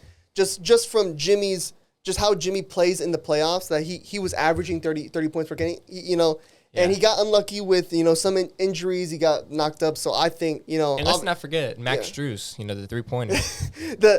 He was in bounds, man. His foot was in. I'm going to on my deathbed. I will tell the fucking doctor as soon as they unplug me, man. It's like Max Strus was in bounds. Yeah, that's the fucking. I mean, look, we're gonna have to insert the photo. We all seen the photo. Look, you tell me if this foot. Look, where we could put it fucking right here. Some shit. Put it right fucking here. You tell me if that foot's in or not. And if I were to have to pick a top 5 in order, I would probably go Giannis. Then Luka, just because of how much of a leader he is for his team. And if you actually can build a team around Luka, barely speaks English. He does. Luka, I mean, He does speak good English. he speaks good English, but yeah, that's irrelevant though. I'm fucking with you. yeah, but yeah, if you put a good team around Luka, like then you're gonna see like a different Luka than we've ever seen before. So definitely, I would have him at 2, and then this one's tough, but I would have to go with Steph, Yeah, that's fair. and then Who you got? KD. Kevin Durant. Yeah, KD and Joel Embiid. Yes, Kevin Durant. KD and Joel Embiid. Wait, so you got Kevin Durant being better than Joel Embiid? Yeah, but just by one, yeah. But it's you acting like that's not even a close conversation. It's Kevin Durant. That's what I'm saying. It's very close. It's based on last season's performances. It's 4 and 5. Based on what we saw last season from Joel Embiid, he's a top 3 player. No, but KD just like he's Giannis just, number 1, Steph number 2, because you got to give him credit for leading the Warriors to the finals. I'm putting Joel Embiid number 3, Luka Doncic number 4, and then I round out my top 5 with LeBron James. Oh my fucking lord. Okay. All right. Let's not forget, bro, year 20. How good LeBron James was last year. 20, man. Bro, you sleeping on just nothing, man. Doesn't matter. We're just talking about individual performance. Let's not forget how good LeBron James last year. Arguably having one of the best seasons statistically of his career. If we're talking individual performance, then where's Bradley Beal at, man? Like he's averaged 30 fucking. He's done with LeBron. He's done what LeBron's done at the fucking Wizards for years, and no one said shit. As soon as LeBron, but Bradley Beal is not LeBron, bro. Bro, they average the same amount of points, man. Now we're just basing it off of points. Well, you're talking about individual fucking play. But that's what I'm saying. LeBron, what he brings to the team, rebounding, assist. He's literally the greatest passer of all time. And he continues to be season after season. Magic must have died of AIDS. He fucking died of AIDS. I don't know. LeBron is the greatest passer of all time. Skip Bayless agrees with me. Fuck. Dude, what? Because he has to. Because if he doesn't say anything good about LeBron, he's just a fucking hater, man. He's got to say something. He's still a hater. No, he's not. He's fair. He's a fair hater. One name that strikes intriguing to me: James Harden being at 18 on the list. What do y'all think about that? Let me get it. I think it pulled up right here. So they got Anthony Davis above him, Karl Towns, Paul George, Damian Lillard. I think it's fair. Fair? I think from what we've seen from James Harden, we haven't seen that old James Harden. Yeah. Like if we're talking like, okay, let's just say we inserted Houston James Harden, then yeah. You'd have to. He's put him way top up 10. there. But I'm saying arguably based on what we've seen in last From season, what we've seen he from could be last lower. season. It's fair. I think he could be lower, maybe in between that 20 range, the 21 to 30 range. I honestly can agree with that. Not 29. Not 21 to 30. Am I taking James Harden over Donovan Mitchell right now? I'm taking Donovan Mitchell. Are you taking him over fucking Rudy Gobert? That's really. I mean, I'm taking James Harden. I mean, to be fair, I'm taking Zion. I'm taking Karl Anthony Towns. I'm taking Zion over James Harden. Cat's soft as baby shit, dude. I'm not taking no fucking Cat, bro. Well, Cat is already over James Harden in the list. Yeah, well, I'm looking at. that's one I probably wouldn't agree. Oh yeah, with. I'm looking at players behind them. Look, Donovan Mitchell being at 21 on the list. I'm taking Donovan Mitchell over James Harden. I'm taking Zion Williamson over James Harden. I'm taking Kyrie Irving over James Harden. Kyrie Irving for sure. Whoa, okay. But fucking if Zion can stay healthy, then I'm taking Bradley Beal over James Harden. Not Cat, but Anthony Edwards. I didn't realize Bradley Beal is 25. Whoa, what the fuck? That's fucking crazy, man. What? Since when is Jaylen Brown better than Bradley Beal? Anthony Edwards when did that happen? Anthony Edwards had a great year, but Anthony Edwards I think is a little bit high too. 26, just based on what we've seen last year. Like he had a great year. But 26. I like Ant. Ant's cool, but chill out, man. It's 26. I don't know, man. Yeah, saying he's better than Zach LaVine, Pascal Siakam, and Chris Middleton. And Bam, yeah. LaMelo, he's better than LaMelo, bro. I think he's better than LaMelo. Oh, I think he's better than LaMelo. He's not better than LaMelo, it's fucking bro. Ant-Man. It's Ant-Man, dude. It's LaMelo, he fucking bro. baptizes people, man. LaMelo just gets injured and fucking just goes with his Urus around. The way he moves, the way LaMelo moves around the ball and is able to control that Hornets team. Chris Paul at 31. That's a bit. Okay, wait. James Harden and Chris Paul. Who am I taking right now? Yeah. Oh, I Paul. gotta take James Harden. You said Chris Paul. I would take James Harden. I'm taking Chris Paul. I'll take point guard. You're taking the point guard over James Harden right now. Look, no disrespect to Chris Paul. I think just at this particular point, like if I'm taking it in for next season, I think I got to consider, where he's at in his career. Like he's a leader on the Suns team, but he's just a facilitator. James Harden is going to offer more scoring. He can still pass the ball. Is he as good as Chris Paul? No, but he's not that much worse. And he offers, maybe not the defense, but he's just he's improved defender based on kind of what I've seen. Improved for James Harden. I like when he bumps up James Harden's defense a little bit when he's not like on a team that like a super team. When he was on the Nets, he was like, bro, James Harden's the worst fucking defender I've ever seen with my fucking eyeballs. Because he wasn't improved when he was on the Nets. He wasn't. We're not. But if we were comparing their prime moments in their careers and putting them together, I got to be taking James Harden. However, Chris Paul though, man. At this very moment. Two players I also seen that are really fucking low: DeMar DeRozan and fucking Drew Holiday. Considering the season that DeMar had, where was he at? He's fucking DeMar DeRozan's 34.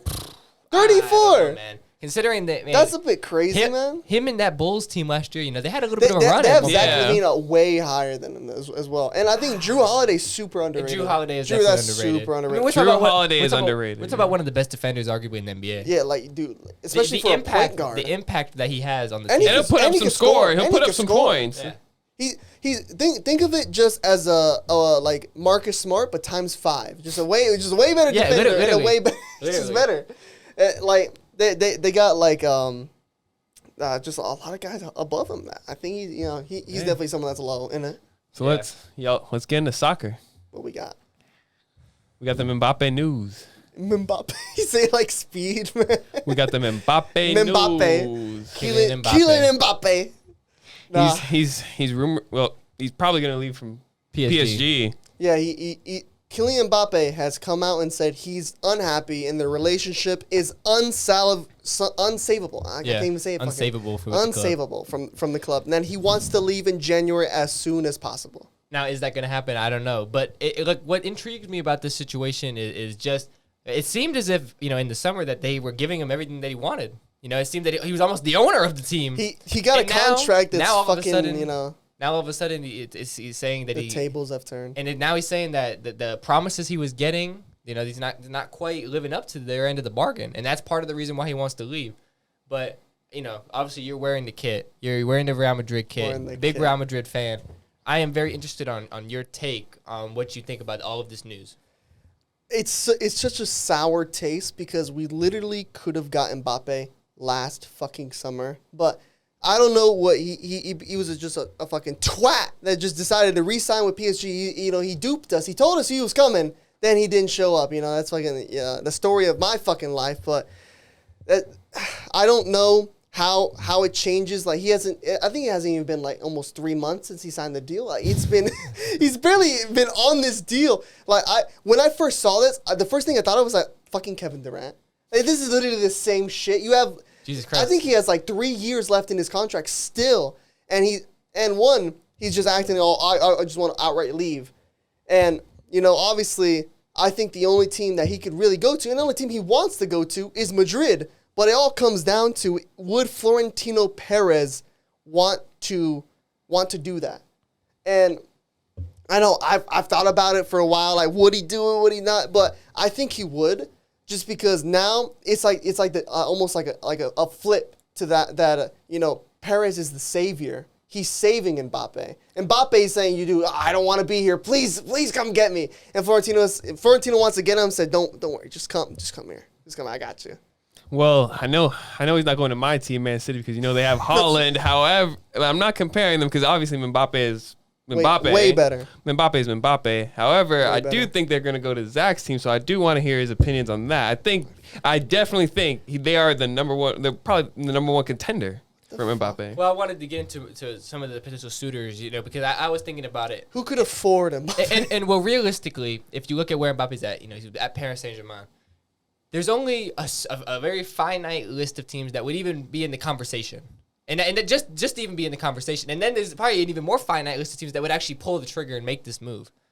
So let's just be real. He's not going to any Serie A club. He's not going to any Bundesliga club. No. He's not going anywhere else in France. So that only leaves 2 options. He's either going to a La Liga team Which there's only one team that's team, realistically in the running from there, which is Real Madrid. Because Barcelona, they would have to. They don't have no more shit to sell. Can't sell nothing else. I mean, they're putting Drake on the jerseys. Real Madrid's owner, like, he might not even want. And that's what I'm going to get into. It comes down to that. Yeah. So Madrid are obviously in the running, and then the Premier League. I think he's going to want to potentially rival Haaland, similar to what Ronaldo did rivaling Messi in La Liga. If he wants to do something like that. There's only a couple teams in England that I think realistically have a chance, and then even from there, it gets even smaller. But Chelsea, obviously, I think they are in the running. Manchester United could be in the running if they have the money to do it. Would he do that? That's in a whole other story. But they have the money to do it. Arsenal. And then Liverpool, if they could pull that trigger too. But realistically, out of those teams, I don't think he would go to Manchester United just because of where that club is at right now. Exactly. And I don't think he would go to Liverpool because I don't think FSG would spend the money to need it. FSG is literally they're notoriously kind of cheap. They don't want it. They don't spend all that bag. Don't you dare. So like after really thinking about it, it's a 2-horse race to get Kylian Mbappe. Real Madrid and Chelsea. Realistically, it's a 2-horse race. God. And I really don't think that Florentino Perez is willing to suck it up and go get Mbappe now. Exactly, after what happened. Okay, so Mbappe's gone out and literally in public and said that how he loves to play with the French national team because they have a number 9. They have a traditional striker. He said, I don't want to play down the middle no more. That's what he's saying, that he doesn't want to be he wants to play on the flank. He's literally tweeting out, put me at the flank. I want to be only fucking, coming off the wing. So why would he do that just to go to Chelsea, where Chelsea literally have no 9? They're playing fucking Havertz, man. Like, what? Chelsea would put him at the 9, and that's literally the opposite of what he wants.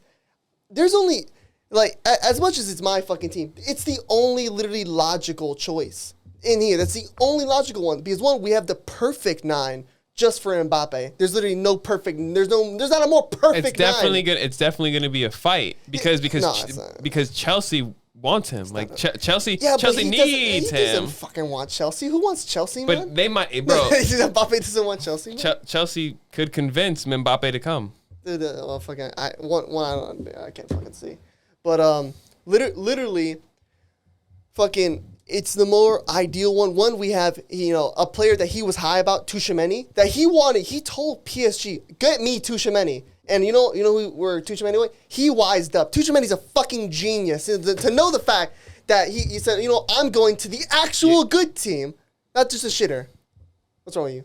You just, I was trying to text you, but I think you just dropping too many F-bombs on the pod right now. Oh, shit, really? But you've been over here cussing up the storm, bro. Like, all right, let's keep going. Lord. But, let's just be honest. I think Real Madrid are obviously in the running for, Kylian Mbappe. However, I don't see Florentino Perez pulling that trigger. Realistically, I just don't. And I agree with your point. Chelsea doesn't have the number 9. Why would he exactly want to make that move if that's his goal? I just don't see that many options. He's already fucked up. He's messed up his bridge with Real Madrid. He's burned the bridge. Florentino Perez... right after it, he said, Mbappe is probably going to end up, he's probably going to end up wishing he made the move. He said that right after when he was signing a fan's jersey. He said Mbappe is going to wish he made the move. And here it is. He's wishing he made the move probably. I texted this to you in the moment. I just don't think Perez is going to suck it up and say, look, you did us dirty, but I'm still willing to have you, become a Galactico and join the club. I just don't see that happening. I think when you can never predict what Florentino Perez will ever do. That dude's like a fucking recluse, man. Like, you just don't know what he's gonna do.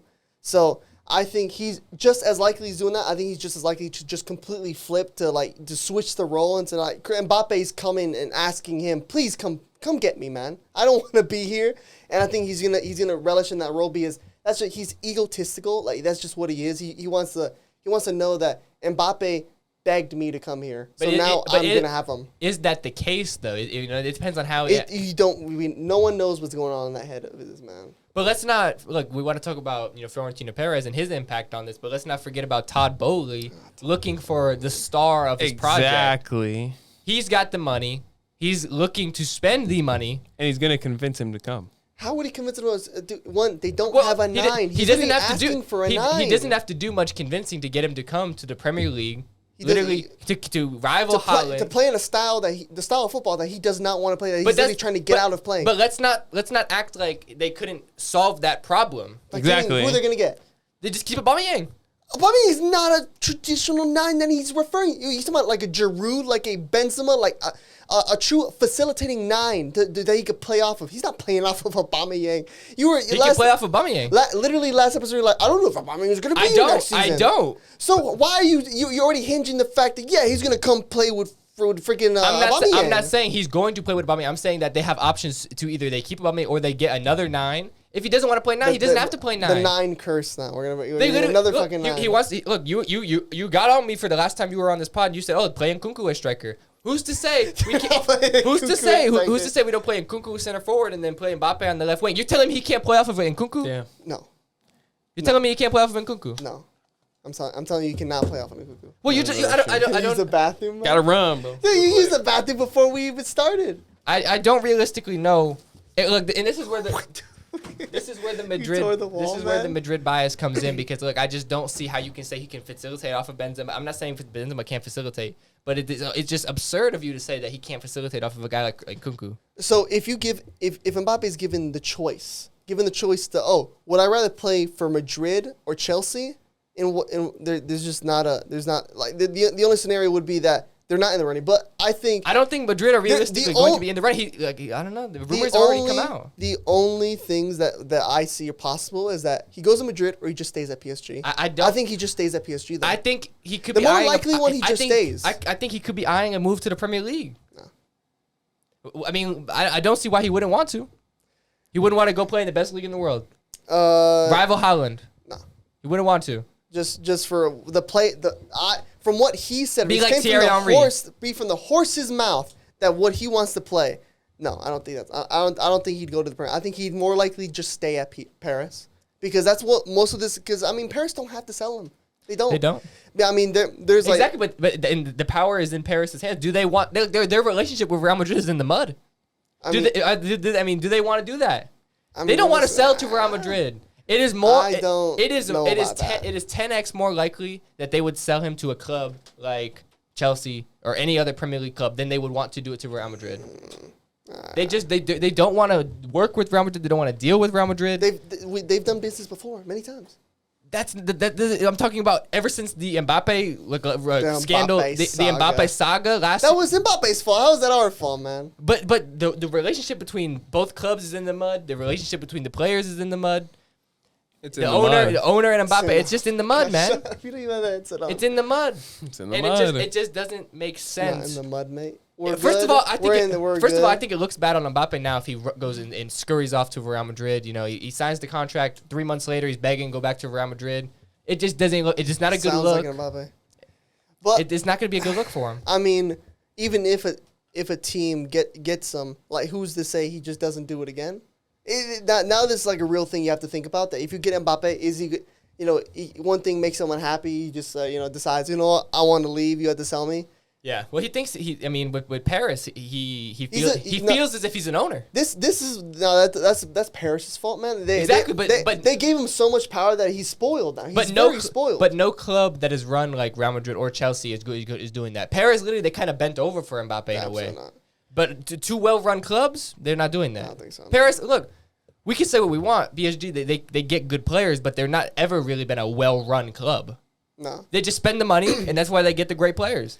But if they were a well-run club, they would have never sold Nkunku. Because we see what they developed into. They sell the players at the wrong time, and then the players that they bring in, they just never really gel together. They don't gel well together. I mean, look, you've got the greatest attacking trio potentially of all time. We said it at the time. On paper. That's what I'm saying. On paper. I'm not saying they played like that because MSN probably still has that title in my opinion.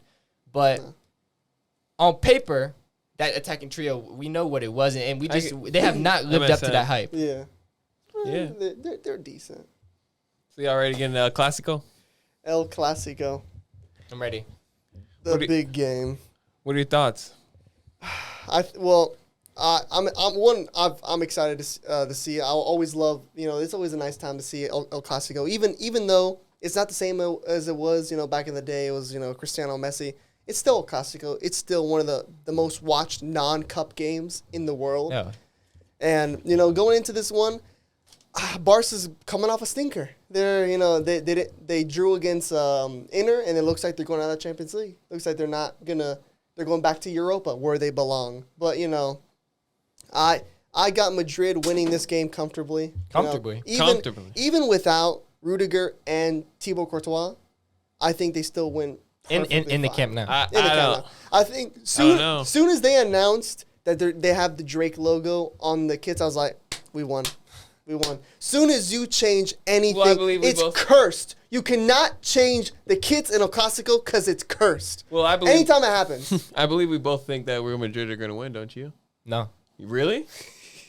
I'm taking Barca. You're taking Barca? Yeah, I'm taking Barca. The 2-1. The team that basically got dominated by Inter, he's taking that team. Yes. Yeah. They've been performing well in La Liga. Look, even before this game, they had been performing well in La Liga, and they had been performing bad in the Champions League. It just seems as if they play better. Over the team that's been playing better in both Barca's top of the table right now for a reason, eh? Oh, we're tied on points, bro. Look at the goal difference. We're tied on points. They've conceded 1 goal in the league so far. Barca's conceded 1 goal in the league. And they're in the Europa League. What? We're not talking about the Europa League. We're talking about their form. Who's better right now? Who's having good form in the league? Or they both have the same points. Who has more points right now? They're both at the same amount of points. And you know who's about to have more points this weekend? We're about to have more points. We're fucking beating them. You're not. That's why we're gonna have more points anyway. So that's why we're gonna be at top of the table anyway. Rudiger is gonna play a big role. Obviously being out. Thibaut Courtois, it's gonna be tough. Look. Do I trust the injured, basically Real Madrid defense to be able to stop Robert Lewandowski? No. Yeah. I don't. Yeah. I can agree. It's still the defense that won them a Champions League. Exactly. It's Mendy, it's Alaba, then Militao, and then they got Carvajal. I'm okay with that. I'm okay with that as well. I'm going to sleep good tonight with that. You even said it, after the Champions League final. Carvajal is not, he's washed. Yeah, I mean, we play Lucas Vazquez there, but it's still. We talk about their striking forces as well. Yeah, I mean, we're not even mentioning that. Just player for player, Real Madrid's better, just almost in every single position. But that does not always translate into who's going to win a football match. Except when it's Real Madrid. That's not even necessarily the case. Going into the camp now, I think, look, Xavi's going to motivate the players. They're going to be ready. We've dominated Xavi. They're going to be ready.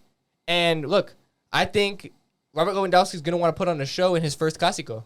So speaking, Benzema's going to put him in his place, man. We keep saying Lewandowski, Benzema. Who's better? Benzema. I'm taking Lewandowski. I'm taking Benzema. Because I'm picking the guy who's already basically won the Ballon d'Or. I'm choosing that guy. Lewandowski. That's who I'm choosing. But you're going to act as if Lewandowski shouldn't have a Ballon d'Or? Yeah, he was close. Well, 2 years ago? But that's not the point. He should have won it. Not even close. He should have won it. He should have won it. Let's look at Benzema. Hold on. Yeah, 2 years ago. Listen to this. I want you to explain Benzema's form in the league this year. Lewandowski, this season, 14 goals, 2 assists in the league, averaging a goal every 71 minutes played. This season in the league, Benzema 4 goals, 1 assist. Okay, so let's talk about the fact that Benzema's been fucking injured.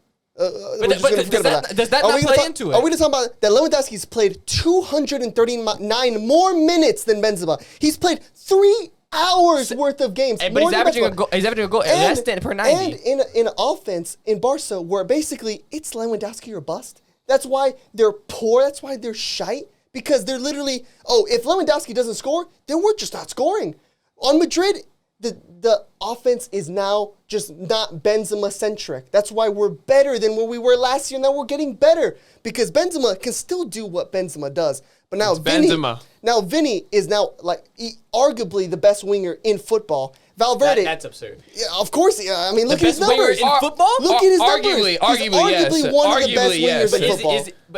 I thought you were saying he's the best. No, he's arguably one of the best. Arguably, yes. Arguably. But to say he's the best is absurd. I mean, on his day, I take Vinny over anybody. But then we got Fede Valverde, who's literally has basically our front three has the same amount of goals, and that's what I like to see. How many goals does Rafinha have? In 11 games. We're talking about Barcelona's team right now. I'm talking about how what. But you're not doubting Rafinha as a player. I'm doubting him as a player because he's shite, man. I'm taking Rafinha over Valverde as a winger. Well, yeah. In what statistical category are you taking that? In what? Wait, well, you're just looking at the goals and the assists this season so far? So who As a winger, who yes. has better stats at this moment right now? But I'm just talking about in general. Who would I rather have on my team? On the wing. Who would I rather have on the wing on my team? I'd rather take the guy who's won a Champions League at his position. Other than some guy that was on a relegation team last season, and he looks like a relegation player. Wait, I mean, did you clearly weren't watching the game against Inter? Exactly. Because he's one of the most dynamic players for Barca. Dynamic players with one goal and 0 assists in 11 games. Dynamic, son, yes, He sir. literally just had the assist for against Inter in the Champions League. He builds plays. He builds plays. He builds trips to the Europa League. That's what they build over there in the Champions. That's what they like to cook up in the Champions League. You want to talk about stats, and then I tell you the stats where he's literally been on good form recently. He's coming into What's his numbers? Off of an assist in the Champions League against Inter. What's his numbers compared to Valverde? That's not the point that I'm trying to They're make. peanuts. That's not the point that I'm trying to make. I'm saying Rafinha is entering good form. Yeah, but no, you originally said, okay, Rafinha's better than Valverde at the wing. In what statistic are you looking at that you read to say, oh, yeah, that sounds right? There is none. You gotta have the eye test, son. Look at the eye test. Who would I rather have as a right winger? Valverde. Valverde is not a dynamic We're not saying playmaker. midfielder. We're not saying midfielder. He's not a dynamic playmaker. It doesn't. What do you mean? I bet you. How much you want to bet right Vinny now? is a dynamic How playmaker much who's you want to running bet the wing. right now? Valverde has more assists than Rafinha. How much you want to bet? I'm talking about what can he do on the ball. Dude, Besides, look. Can he Valverde obviously does better on the ball Can than Valverde make a Rafinha. good final pass? Sure, but Rafinha he can do more with the ball at his feet than Valverde can. I haven't seen it. I mean, you must. You don't even watch a different game. You don't watch ball. What do you mean you don't watch? He literally has. Didn't even know that he had an assist in the Champions League. He has 11 games, 1 goal, 1 assist. Go on, you mate. Yeah, that's good. No, I know. I'll tell you right now. It's not good. So you bring up the league statistics when you're talking about fucking Benzema, but then you only bring up you're mixing matching your statistics. 11 games is all the games they played. They've not played more than 11 games. You're mixing and matching your statistics to suit your points. No, it's not. I'm talking about 11 games. Has he played 11 games? Have I made that up? I mean, I guess not. He's played 11 games, 1 goal, 1 assist. Is that better than Fede Valverde this season? No, absolutely not. Valverde won Player of the Month in La Liga. Did Rafinha win Player of the Month? No. I'll answer that for you. You don't even have to answer. No. But can Valverde play the? He can play the wing. Of course he can play the wing. He can play the wing, but it's not even his best It's not his position. He got an assist in the Champions League final. But it's not even his best position, in my opinion. And God knows what happens when you put Valverde in his right position. If that's not his right position, then God knows what's his right position. On the wing versus Rafinha. I take Valverde. Any day. I take Valverde. We're over here debating positions. We might as well get into our combined 11s then. Okay. Well, what do you got? What do you have? Courtois in goal. Like if he's healthy. If he's healthy, yes. This is going off of healthy, but Courtois would be in goal. Mendy at the left back. Alaba, Militao. If he's healthy, I'm putting Rudiger in there. Yeah. But Carvajal at the right back. Luka Modric center mid. Tchouaméni. Pedri. Vinicius Jr. Robert Lewandowski and Rafinha. Rafinha. Dude, because I'm taking Rafinha over Ousmane Dembele. I have. What?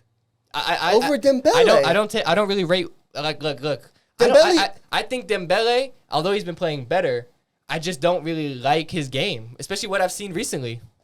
I can agree. He's quite selfish, I would say. I can agree. Look, I can ask. I want to. Look. I might have to call my cousin right now just to see what the hell because I know he's definitely gonna say Dembele over Rafinha, dude. I don't know. My TV must be broken. There's a reason. I must be looking at. There's a reason TV. they had Ousmane Dembele and they still felt the need to sign Rafinha. Dude, well, they didn't think they were going to re-sign Dembele because they're like, oh, Dembele's going to leave. But at the last second, on final hour, Dembele says he's staying, and we're not going to act like Dembele didn't have a great season last season. He played really, really well. So that's why Barcelona fans were fucking literally praying. Thank God he stayed. So.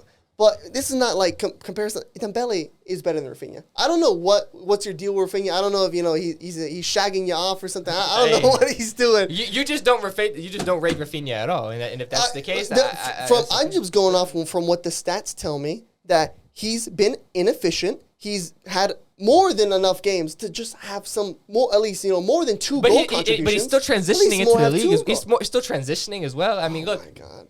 Look, I think it's unfair, bro. He's literally just going from Leeds United. He's going to Barcelona. He's transitioning into a new league. He's transitioning with everything like that. And then you're over here. Yeah, but if you're already, he's in this transition, but you're already bumping off, Valverde and Dembele, who's already been in that league longer than he has, and who are better players than Rafinha. All right, so y'all ready to get into Liverpool and Man City? Yep, let's get into it. All right. Well, you being the City fan, this is a pretty big game. Liverpool's form have not been great, but what are your expectations going into this game? They're definitely going to win, no doubt, and it's not even going to be a competition. They're going to smoke them. What do you think the score is going to be? Definitely 3-0, at least. 3-0? At least. You don't think they're going to get one goal? Not even get a goal. Who do you think is going to score? Do you think it's going to be Haaland hat-trick? Or what do you think? How many tap-ins will Haaland get? Let's see. How about this? I got 4-1 because I got Liverpool scoring 1, but I got Haaland getting a hat trick. Jeez. Oh my god. Okay, if Haaland gets another hat trick, dude, please can it just not all be tap-ins again? Can I get one decent goal? But or what do you think, Zach? It being in the league with your team, this is a team that I think it's interesting. I think we've all a little bit been shocked about how bad Liverpool have been so far. Yeah. I think we might have expected them to take a drop-off, but I don't know if we expected this much of a drop-off. Yeah. And just how bad they've been. Literally, I think 10th place in the league right now. But if I had to give my score prediction for this game, I'm going to go with a 3-1 City. I think that the Liverpool defense, they're slightly banged up right now. Shambles, yeah. It's in shambles right now. My tip is injured. And when your defense is in shambles, the last person you want to face is Erling Haaland right now. Ultimately, I feel as if he's gonna. I don't know if he's getting quite the hat trick, but I think he's gonna bag probably 2 goals in this game. I had the same thing. Yeah. I would say. Read my notes, man. I only have 3-1 and 2 tap-ins right here. I would say Haaland is probably gonna end up bagging 2 goals in this game, and then I don't know. Maybe Riyad Mahrez gets a goal. Man, Jack Grealish, Foden. Bro, there's no way Jack Grealish is scoring, bro. That's just something I know ain't happening. Maybe off the bench and at the end of the game or something. Man, Jack Grealish doesn't score goals. But Bernardo Silva. There's a lot of weapons. There's a lot of different. Forget Kevin De Bruyne as well. There's a lot of different. Well, I was about to get into that. Yeah. Well, because you already said your prediction now with 3-1. Yeah, 3-1. We had the same one. But I wanted to get your opinion on Erling Haaland because you have been clamoring for almost weeks now about he's just a tap-in merchant. I think he's getting very, very overrated. Absolutely overrated. Dude, the people already comparing his numbers to Ronaldo and Van Nistelrooy and all these freaking Alan Shearer. Look. I just want to see this guy have one full season and one full season in the Champions League. That's all I ask for. And then I can come to my conclusion. Because right now what I've seen is a good striker play for a very dominant team that just gets tap-ins. That's all I've seen. That's just from what my eye test tells me. It's like, tap-in. Oh, tap-in.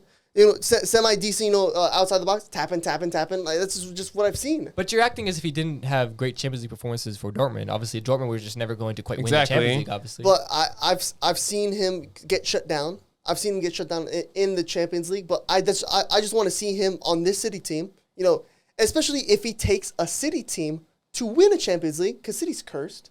For him to do it, that speaks volumes. That's when I'll probably start to get on the train a little bit more. But I'm still I think he's a good striker, but from what people, I just don't like how people are overrating him already. I hate these numbers, comparing him to Ronaldo, because I think he'll never be better than Cristiano. He'll never be a better goal scorer than Cristiano Ronaldo. Or R9 Ronaldo. Or R9 Ronaldo. That's just I hate to say that when he's just barely started. I've always been that opinion. I was the same way with Mbappe. That when Mbappe first started off, he started going crazy. I was like, he's just whatever. He's just whatever player. When he was on Monaco, then when he moved to PSG, over time he builds up, his thing. Especially what he did at the World Cup. Obviously, Haaland can't do that because he plays for a bad nation. But I just want to see more. I want to see more. I think that the point that you make, look, you can call Haaland a tap-in merchant per se. But you have to think about the opportunities that he's going to get for a team of this caliber, Man City, that creates chances in the way that they do. They have been, and we said it last season, they just needed a guy to finish the chances that they get in the box. They just need a guy to tap it in. That's all they need. That's all they needed. And Haaland is obviously the best guy in the world to do that. You know, and that's why we said it when he was transferring from Dortmund to Manchester City. We said, "Oh my God, how good is this going to be?" And obviously, I think we all had high expectations. I think he's even blown away my expectations just about how good he has been.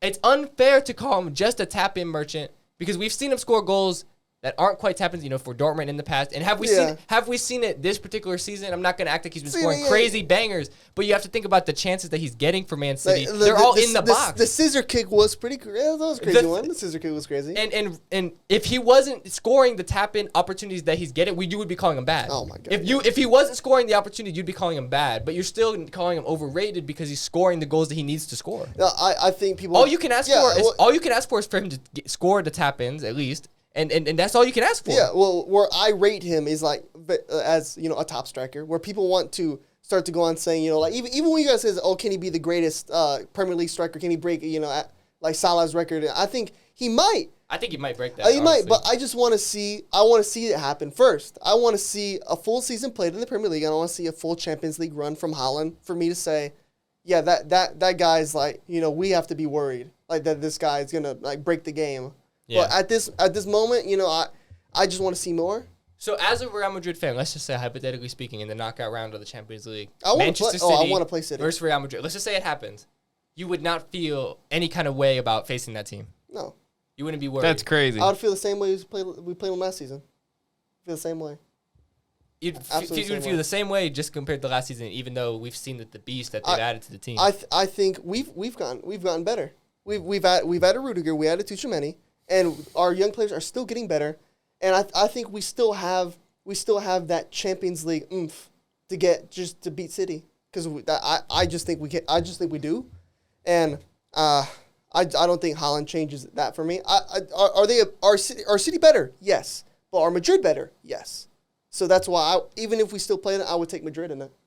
Still would take Madrid. From what I've seen, I would take Madrid. You have nothing else to say? No. No. All right, well, y'all ready to get on to the next topic? What we got? Yeah.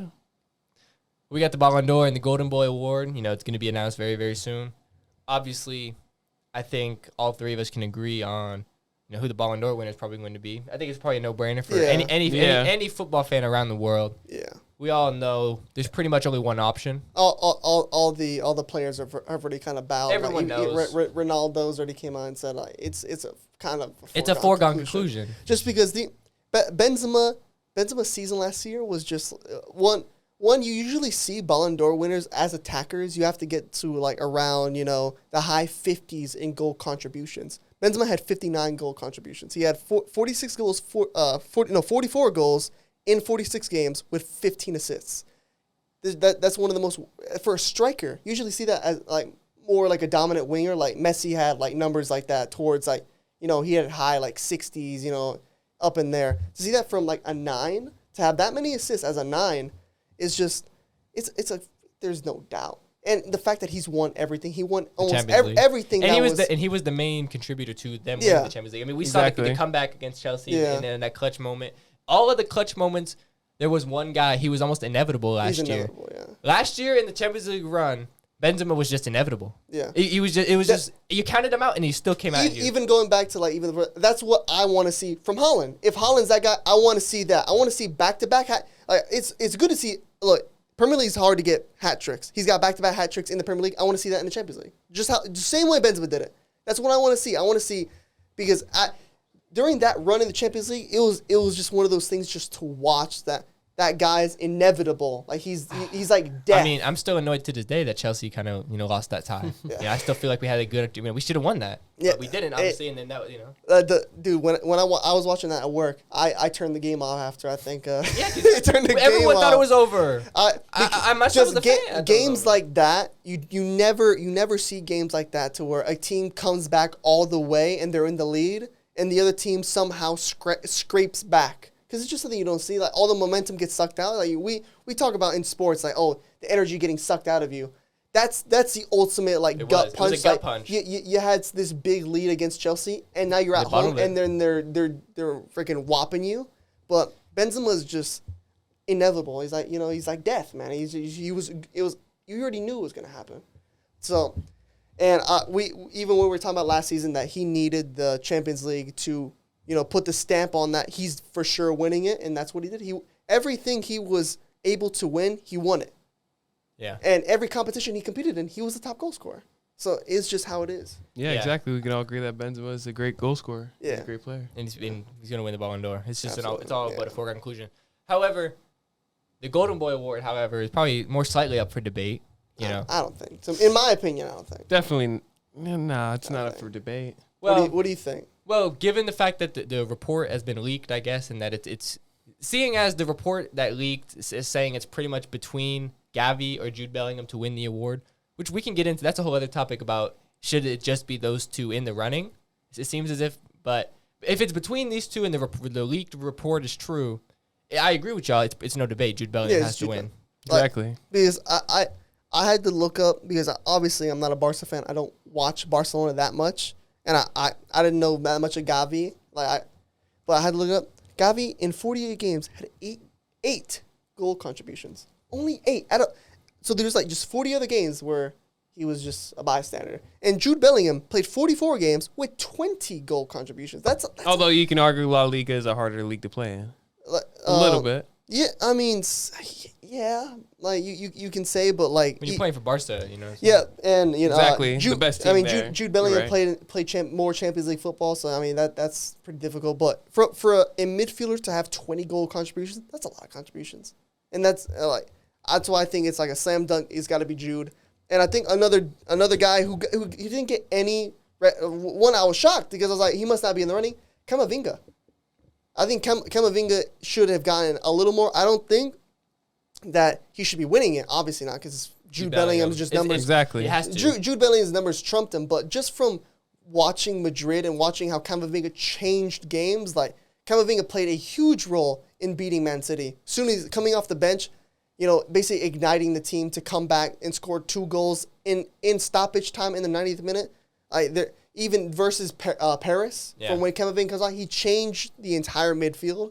And obviously on the number box, it doesn't show that. It doesn't show that he doesn't have 20 goal contributions, but there's a lot of things that he did that were just, I felt like he should be a little bit in the conversation. Yeah, I would say another name that I don't know. Obviously, it's Jude Bellingham's award, no doubt about that in my mind. But Musiala from Dortmund is another young player who I feel potentially should have gotten more recognition for the award. And he's still young, so he might still... Same thing with Camavinga. Both of those guys, I feel like they might be able to win the award next year, the year after, whatever, because they're both very, very young still. However, I feel as if Musiala from Bayern Munich should have gotten more of a look in. Just because... Maybe it's because, he's definitely been playing more and more. I think he's a consistent starter now for Bayern Munich. And obviously that's been more this season, so, based on the Golden Boy off of last season, that's why Jude Bellingham is getting the look in that he's getting. Yeah. But Musiala has been so impressive this season for Bayern Munich. And especially when they both play for the same team, it's kind of hard to win it over Jude Bellingham when they play for the same team. I think I did misspoke and I said he played for Dortmund at first, but Musiala plays for Bayern Munich. Oh, you got me. Yeah, you got me.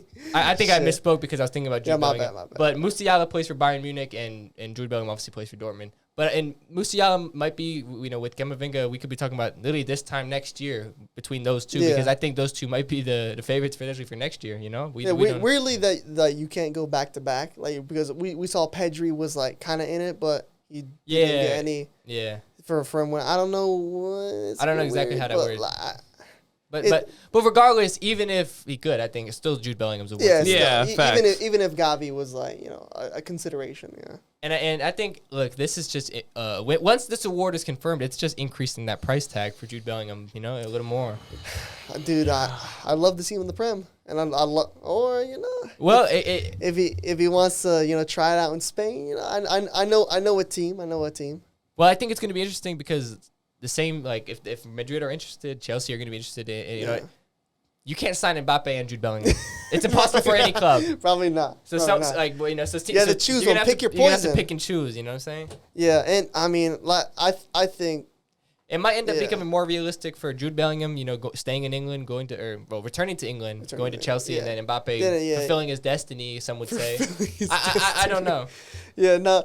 Todd Bowley can't keep writing out the checks like that. Yeah, the only thing I sent you the post that was that was Jude Bellingham, Tchouaméni, and Camavinga, but obviously that would just be unbelievable. Yeah, but English players don't play good in Spain. It's just like it's a notorious thing. It's like a cursed thing, Yeah. man. It's like they just don't play good. It's probably because they can't learn the language. And the style of football is different as well. It's different, yeah. Very much so. Yeah, like most is like weirdly enough, you think the Premier League is like this crazy. This is probably a little bit off topic, but like the Premier League, like those players could like transcend. Like, but we saw Hazard and shit. Like, sometimes it doesn't work. I would say it's easier for a La Liga player to transition to the Premier League than it is for a Premier League player to transition to La Liga. Yeah, which is really weird because you think, the best league in the world, but it just comes down to it just comes down to that style of football, and like unless you're, as a young player to make the jump to like obviously when you're joining Real Madrid, you're joining Barca, it's not that hard necessarily, but to make that jump, it's not an easy thing to do to get right into that style of football because it's just it's very technical. It's very technical, and some players, especially the ones that come out of England, they're more physical beasts. Yeah, and that's kind of what they pride themselves on. Obviously, they're good technically, but maybe not quite same as a Spanish player like a Pedri or a Gavi or whatever you want to say. Yeah, fair. It's fair. Facts. What you got next? What's the next on the list? We got music and culture. Well, I'm ready. Music. We got Lil Baby releasing his new album. It's Only Me. It's only him. Yeah. Everyone's saying it's really, really bad for Lil Baby standards. Well, yeah, I've seen a lot of mid. I've seen literally so many mixed reviews on this. People have been saying bad. Some people have been saying mid. Some people have been saying it's pretty good. But for Lil Baby, like even people saying it's bad is a surprise. Yeah. Yeah, you can say it's a surprise. It's Lil Baby. Because I think people were coming into this album, expecting something as good as My Turn. And it's just one of those things. It's just tough to live up to those expectations, man. Yeah. My Turn, it's a classic. Facts. And it's literally, 2 years old now, and I think everyone can kind of agree that it was a classic. Just for reference purposes, what would be the number to go off of this, other than like out of 10, what would you say? This for this album or for My Turn? For My Turn. Oh, that's like I would say that's like a 10. It's a classic. What do you think? A 10, it's a 9 or high 10, like somewhere it was 9. I'm giving it like a 9. 9-10 range. Okay. Okay. So like, maybe gotta give it an 8. What? Oh damn! Yeah. Okay, you just went lower. Okay, I mean that's fair. But it's a top tier album. It's top tier, and then to wait this long, obviously, it was just gonna be tough to live up to those expectations. And once you throw out and that's why I like to kind of throw out that that thought process, because you want to look at each body of work as its own and not compare it necessarily as much. You got to compare it, but not as much. So you just want to look at it for what it is. And you made the point when we were listening to it, and I think it's true to a certain extent. It almost seems as if it's just like it's different beats, but it's kind of just like it's one long. flow. It's kind of one it's long like the song. Same song, yeah, just different beats. And I mean, I like Lil Baby. I think I know Lil Baby's one of the best in the game. Yeah. And anytime I see him, release a single or see him on a features list, and that I just know, okay, you gotta listen to it. It's Lil Baby. Yeah.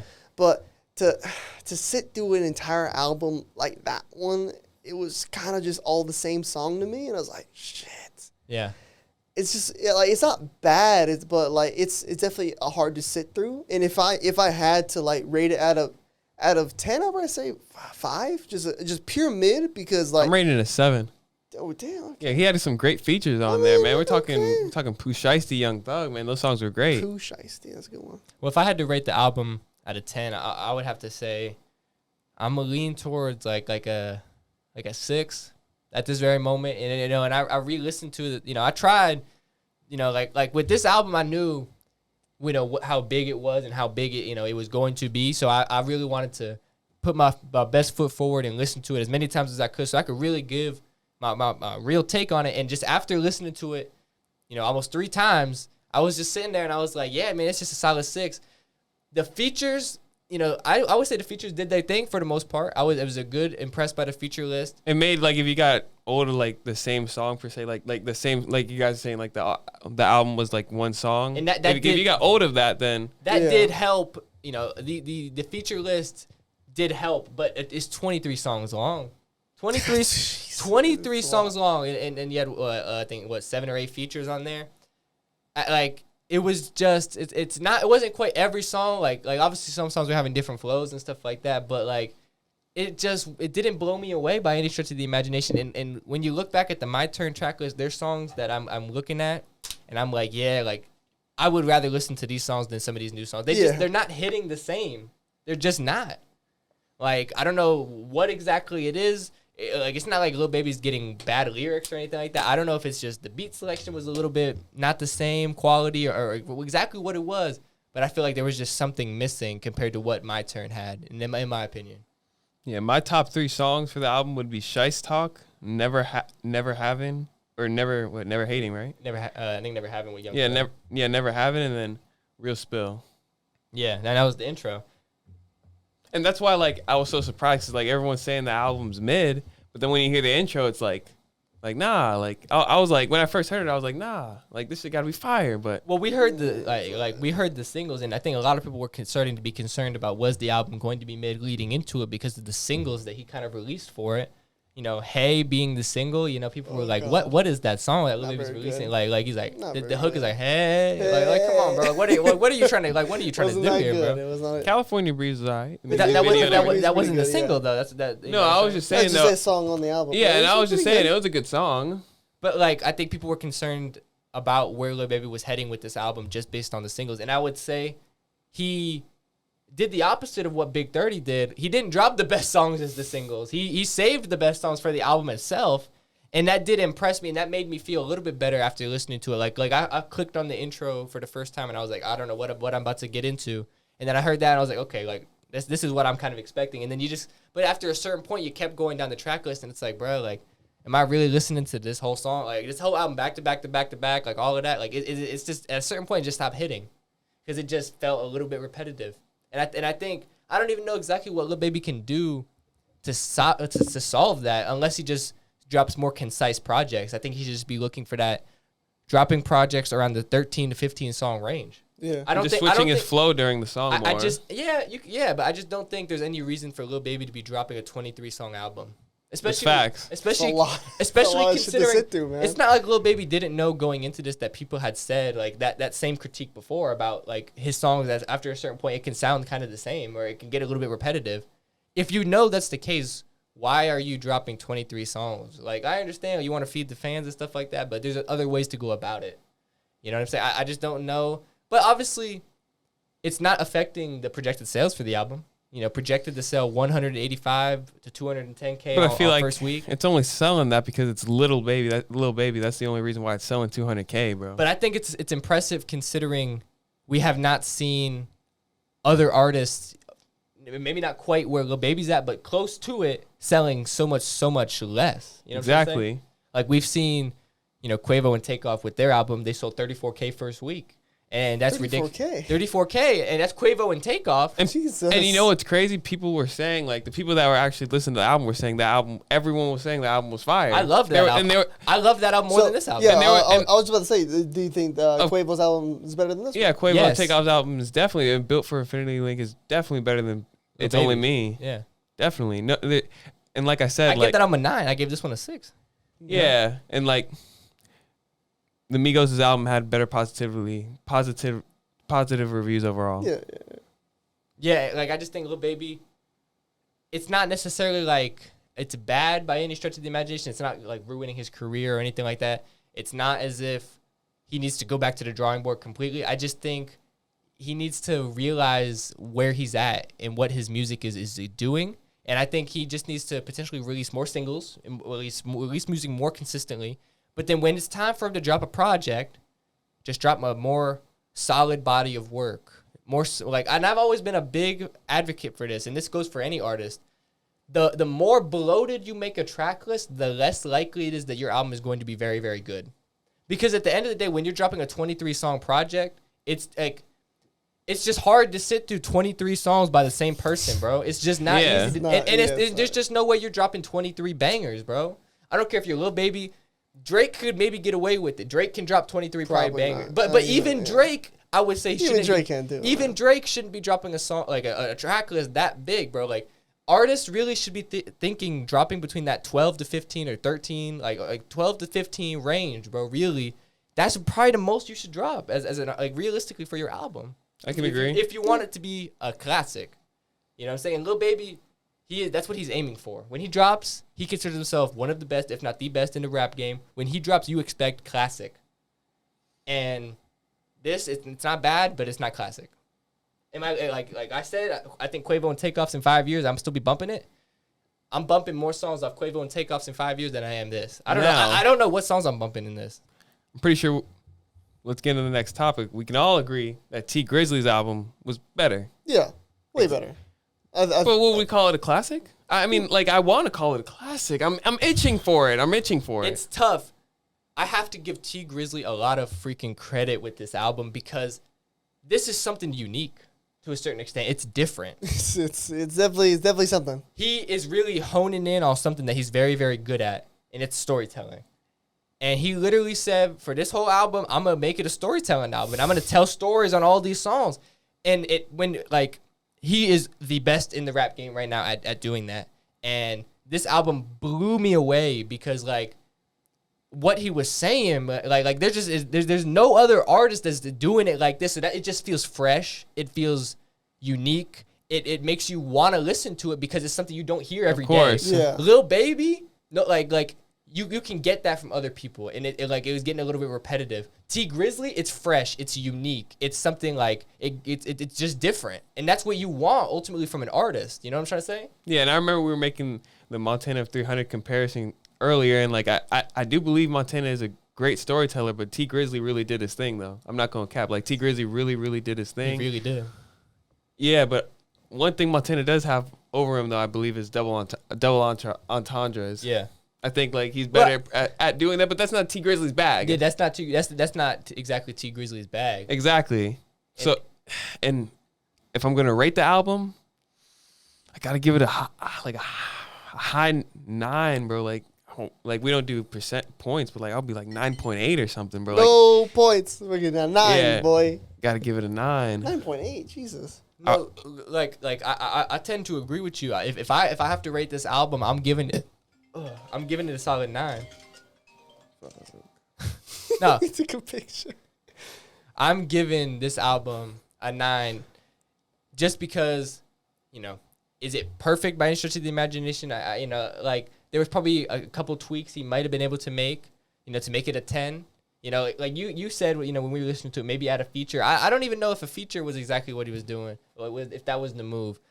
But, it's tough to be a 10.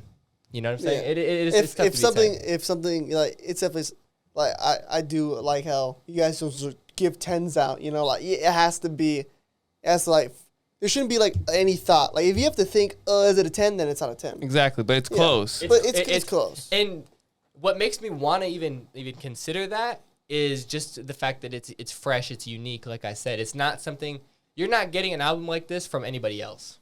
Yeah. Realistically, right now in the game.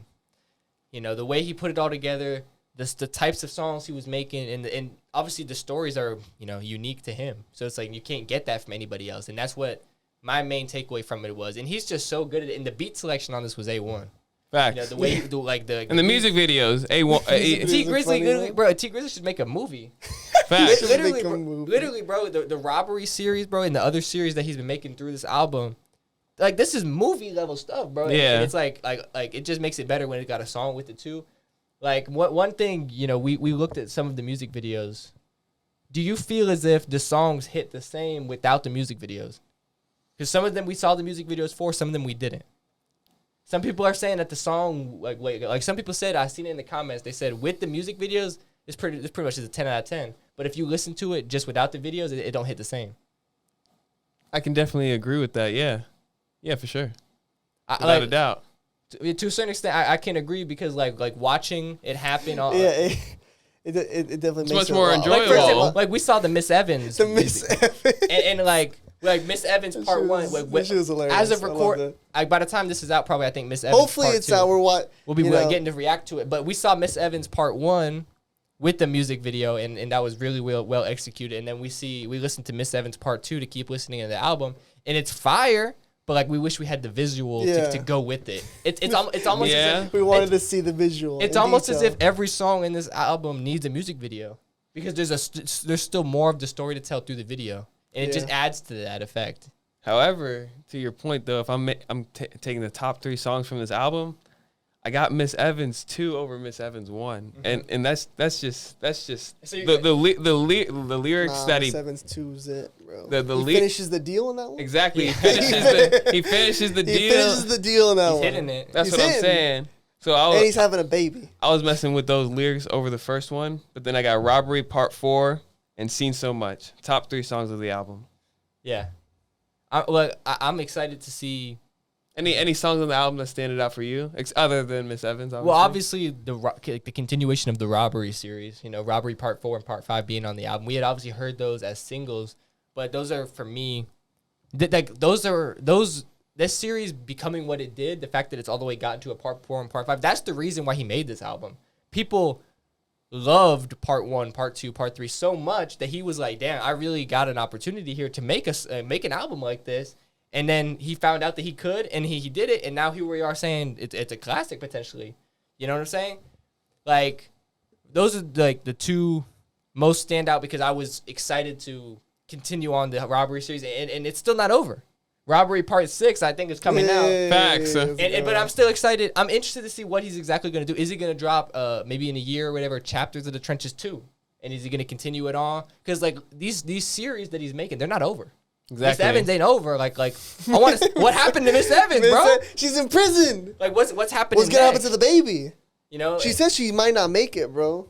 I gotta see if she makes it. But I'm just trying to see like what's gonna happen with the kid and all, like bro, T Grizzly. She's locked up for 20 years. T Grizzly gotta finish this. He's gotta finish these series because I gotta just know how they're gonna end. This guy, make it a Netflix series. Genuinely, T Grizzly needs to start doing some stuff like that, bro. Because the potential is there, bro. He's the storytelling is so immaculate. Make it a whole movie, something. I don't know. Oh yeah, he has to take a couple steps back, but yeah. So we got Drake and The Weeknd boycotting the Grammys. Whew. Yeah. Because the Grammys didn't allow Hotline Bling to be submitted. Well, that was back in 2017. Yeah, back in 2017, and then The Weeknd's protesting it because the Weeknd, he didn't get his album in last year. Yeah. I think that this is the move that both artists should take, and I think I would love to see more artists do the same. The Grammys. I remember Kanye pissing on a Grammy. That's what I'm trying to say. The Grammys have been notoriously bad. Yeah. Nobody has been really rocking with the Grammys recently, and the biggest artists in the world taking their albums out of consideration. Look, obviously not everyone is going to do that because people want to get those awards so bad because they do hold some weight. Mm-hmm. But at the end of the day, this is what we need to see from the most influential artists, taking their albums out of consideration because this is the only way that we're going to see real change. If Drake and The Weeknd and all these other artists consistently went back to them anyway after criticizing them, why would they have a reason to actually potentially change what they're doing? I think it's all right for Drake to be doing it, but The Weeknd, like, did he really deserve it? Did he really deserve his After Hours album? But we're not talking about like in the rap category though. We're talking about you're telling me The Weeknd it can't make a top 5 pop album or you know what I'm saying? It was I looked at the list. It was up there. There were some people that were popping that year, specifically Justin Bieber. But bro, no. And I swear, After Hours was one of the top artists, one of the top albums last year. You know what I'm saying? So for him to not even get a nomination was ridiculous. Did they say why they didn't? They took out Hotline Bling? Well, back in 2017, they didn't take it out necessarily. Like the reason why Drake originally was getting mad at the Grammys all the way back in 2017 was that the way that they considered Hotline Bling, they considered it a full rap song. Yeah. And they were trying to put it under the rap categories when Drake was advocating for it to be under the pop categories. Okay. And obviously, he felt probably that he had a more likely chance of winning an award with that on the pop side than the rap side, and that's probably that's just the lead up to that beef. And obviously, he's probably seeing his boys and other artists that he likes, have consistent bad experiences with the Grammys. At the Weeknd and so many other artists, are boycotting the Grammys, but these two seem to actually be following through, which is that hopefully others take the lead behind them. You know what I'm trying to say? Yeah. Like him pulling CLB from consideration last year for the Grammys because he originally put it in there. Yeah, I didn't understand because I remember even when it was going off, I was like, where's any like Drake? So where's anything from Drake? The reason why that was why. That was why exactly. because he didn't even want his name to be in the running. He said, I'm good on that. Yeah. Like and Drake, where he's at in his career, he don't need no more awards. He doesn't need need any more What awards. was the Spotify thing? It's like 500 what? Billion, I think. Was it 500 billion? I don't even know. But he just got the there's a reason why he got the OVO Barca kit and to honor, what was it, 50 million streams or 50 million followers. Yeah, that's what I meant to. 50 million. It was some crazy. It was the record. It was a record. It was a record number type thing. You know what I'm saying? And Drake is going to continue to break records. He's going to continue to do what Drake's going to do, regardless of the Grammys or not. And I'm just glad to see artists actually standing behind their word and starting to boycott the Grammys fully. Fuck the Grammys. It's what needed to happen for a while. And the more times people are going to continue to submit their work to the Grammys, why would they have any reason to change? The only way things are going to change is if the top artists don't want to go anymore and they actually don't do it like this. Is this going to change the Grammys or whatever? Maybe not.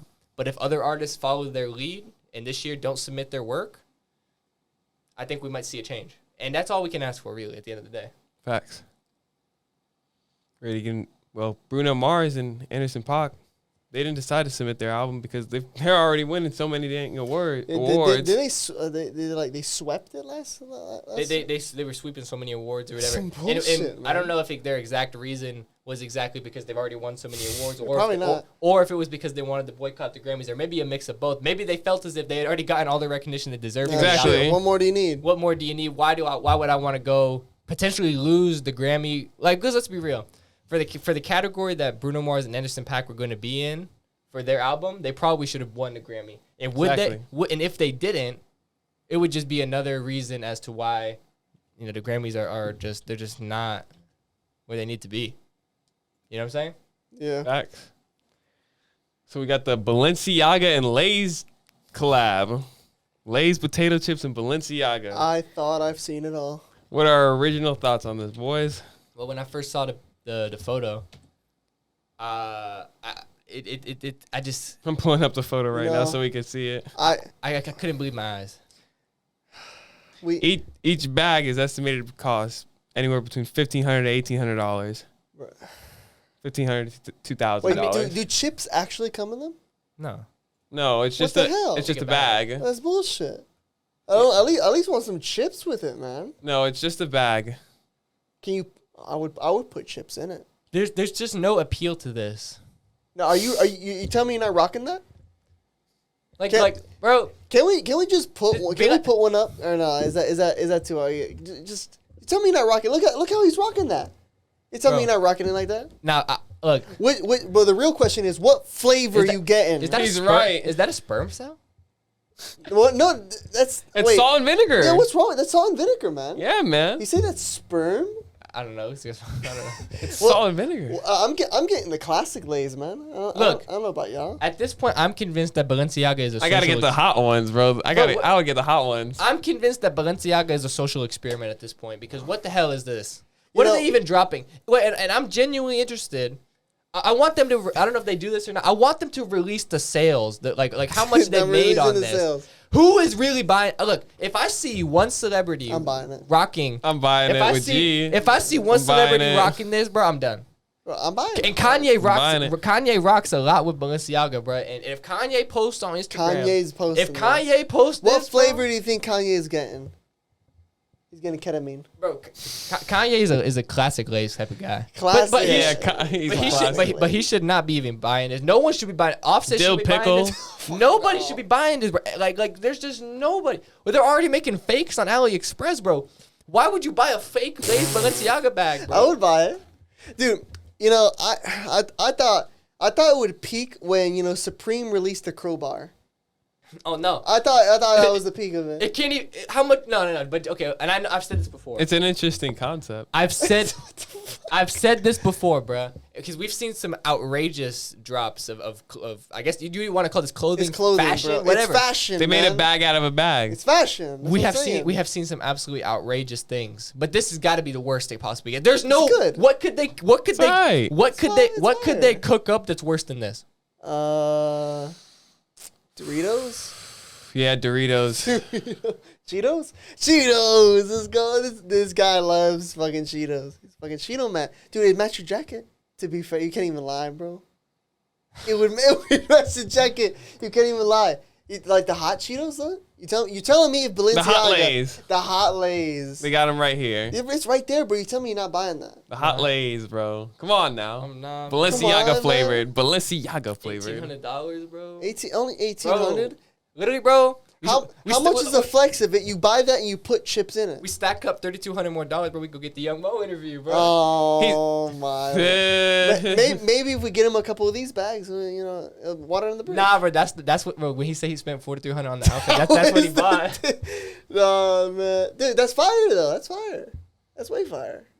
Yeah. I think the only reason you could say that's fire is because it's the flavor. It's hot. It's hot. It's hot. Dude, you want the sperm one, right? I just don't want it at all. even if I was rich and I had unlimited money, I'm not buying that. I'm buying it. I want to know, what is he carrying in that If bag I had a right credit there? card with unlimited money, you can go swipe it wherever, bro. I'm not buying that.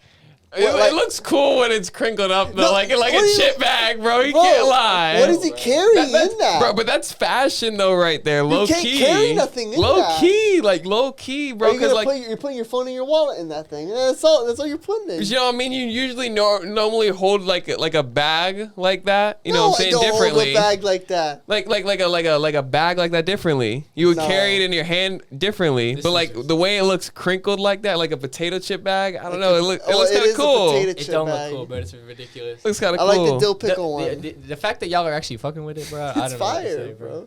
They Nike should release a dunk. The Lay's dunk. The Lay's dunk. That would be hard. Oh, how is that hard? This is a fucking chips bag. This is a bag. It's a chips bag. It's a bag of a bag. It's a bag of a bag. Exactly. Wait, didn't they do a trash bag once? Wait, who did a trash bag? Someone did a trash bag. Wasn't that Yeezy? Yeah. Yeezy and Gap? No, Wait, there's the garbage bag right right there. No, that's just a Lay's. No, it's Lay's. Oh my god. Yeah. So yeah. I guess that would be worse. An actual trash bag. I think that one's worse. Now, can Balenciaga get any worse though? I don't think so. Worse than a trash bag. I don't know. This is a dub compared to a trash bag. This is a dub.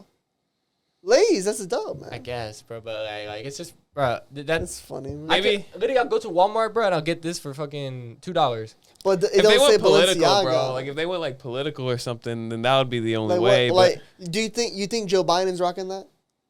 That's what I'm saying. If Joe Biden gets a Lay's bag, does that secure your vote? What the hell? Man? If they did some type of collab for like political like reasons, bro, like you know what I'm saying, like just try to like not political reasons, but try to make their company, you know what I'm saying, like an agenda. You know what I'm saying? They ain't doing that. They ain't doing agenda. That. Nah, but genuinely, I don't know, man. Can it get any worse? I don't think so. But I've seen a trash bag and a crowbar, so I mean, I can't, So. Is that it for us? I think we run out of things. We finished out with a great one, the Lay's bag. I mean, I guess, yeah. So, y'all ready to wrap this one up? Yeah. Well, thank y'all for tuning into this episode of the Shooter Straight Podcast. It's episode 23, the Michael Jordan episode. MJ, the GOAT. The Jordan episode. We hope y'all enjoyed it, man. You see how he said 23? He thought about MJ, not LeBron. Keep that in mind. 6. LeBron number 6. That's what the first number I think of. Low key. That's not the first. But anyway, man, thank you for tuning in this episode of Shooter Straight Podcast, man. It's your co-host Zach. I'm your co-host Blue. I'm G. And we will see y'all next time, man. Peace. Keep shooting it straight.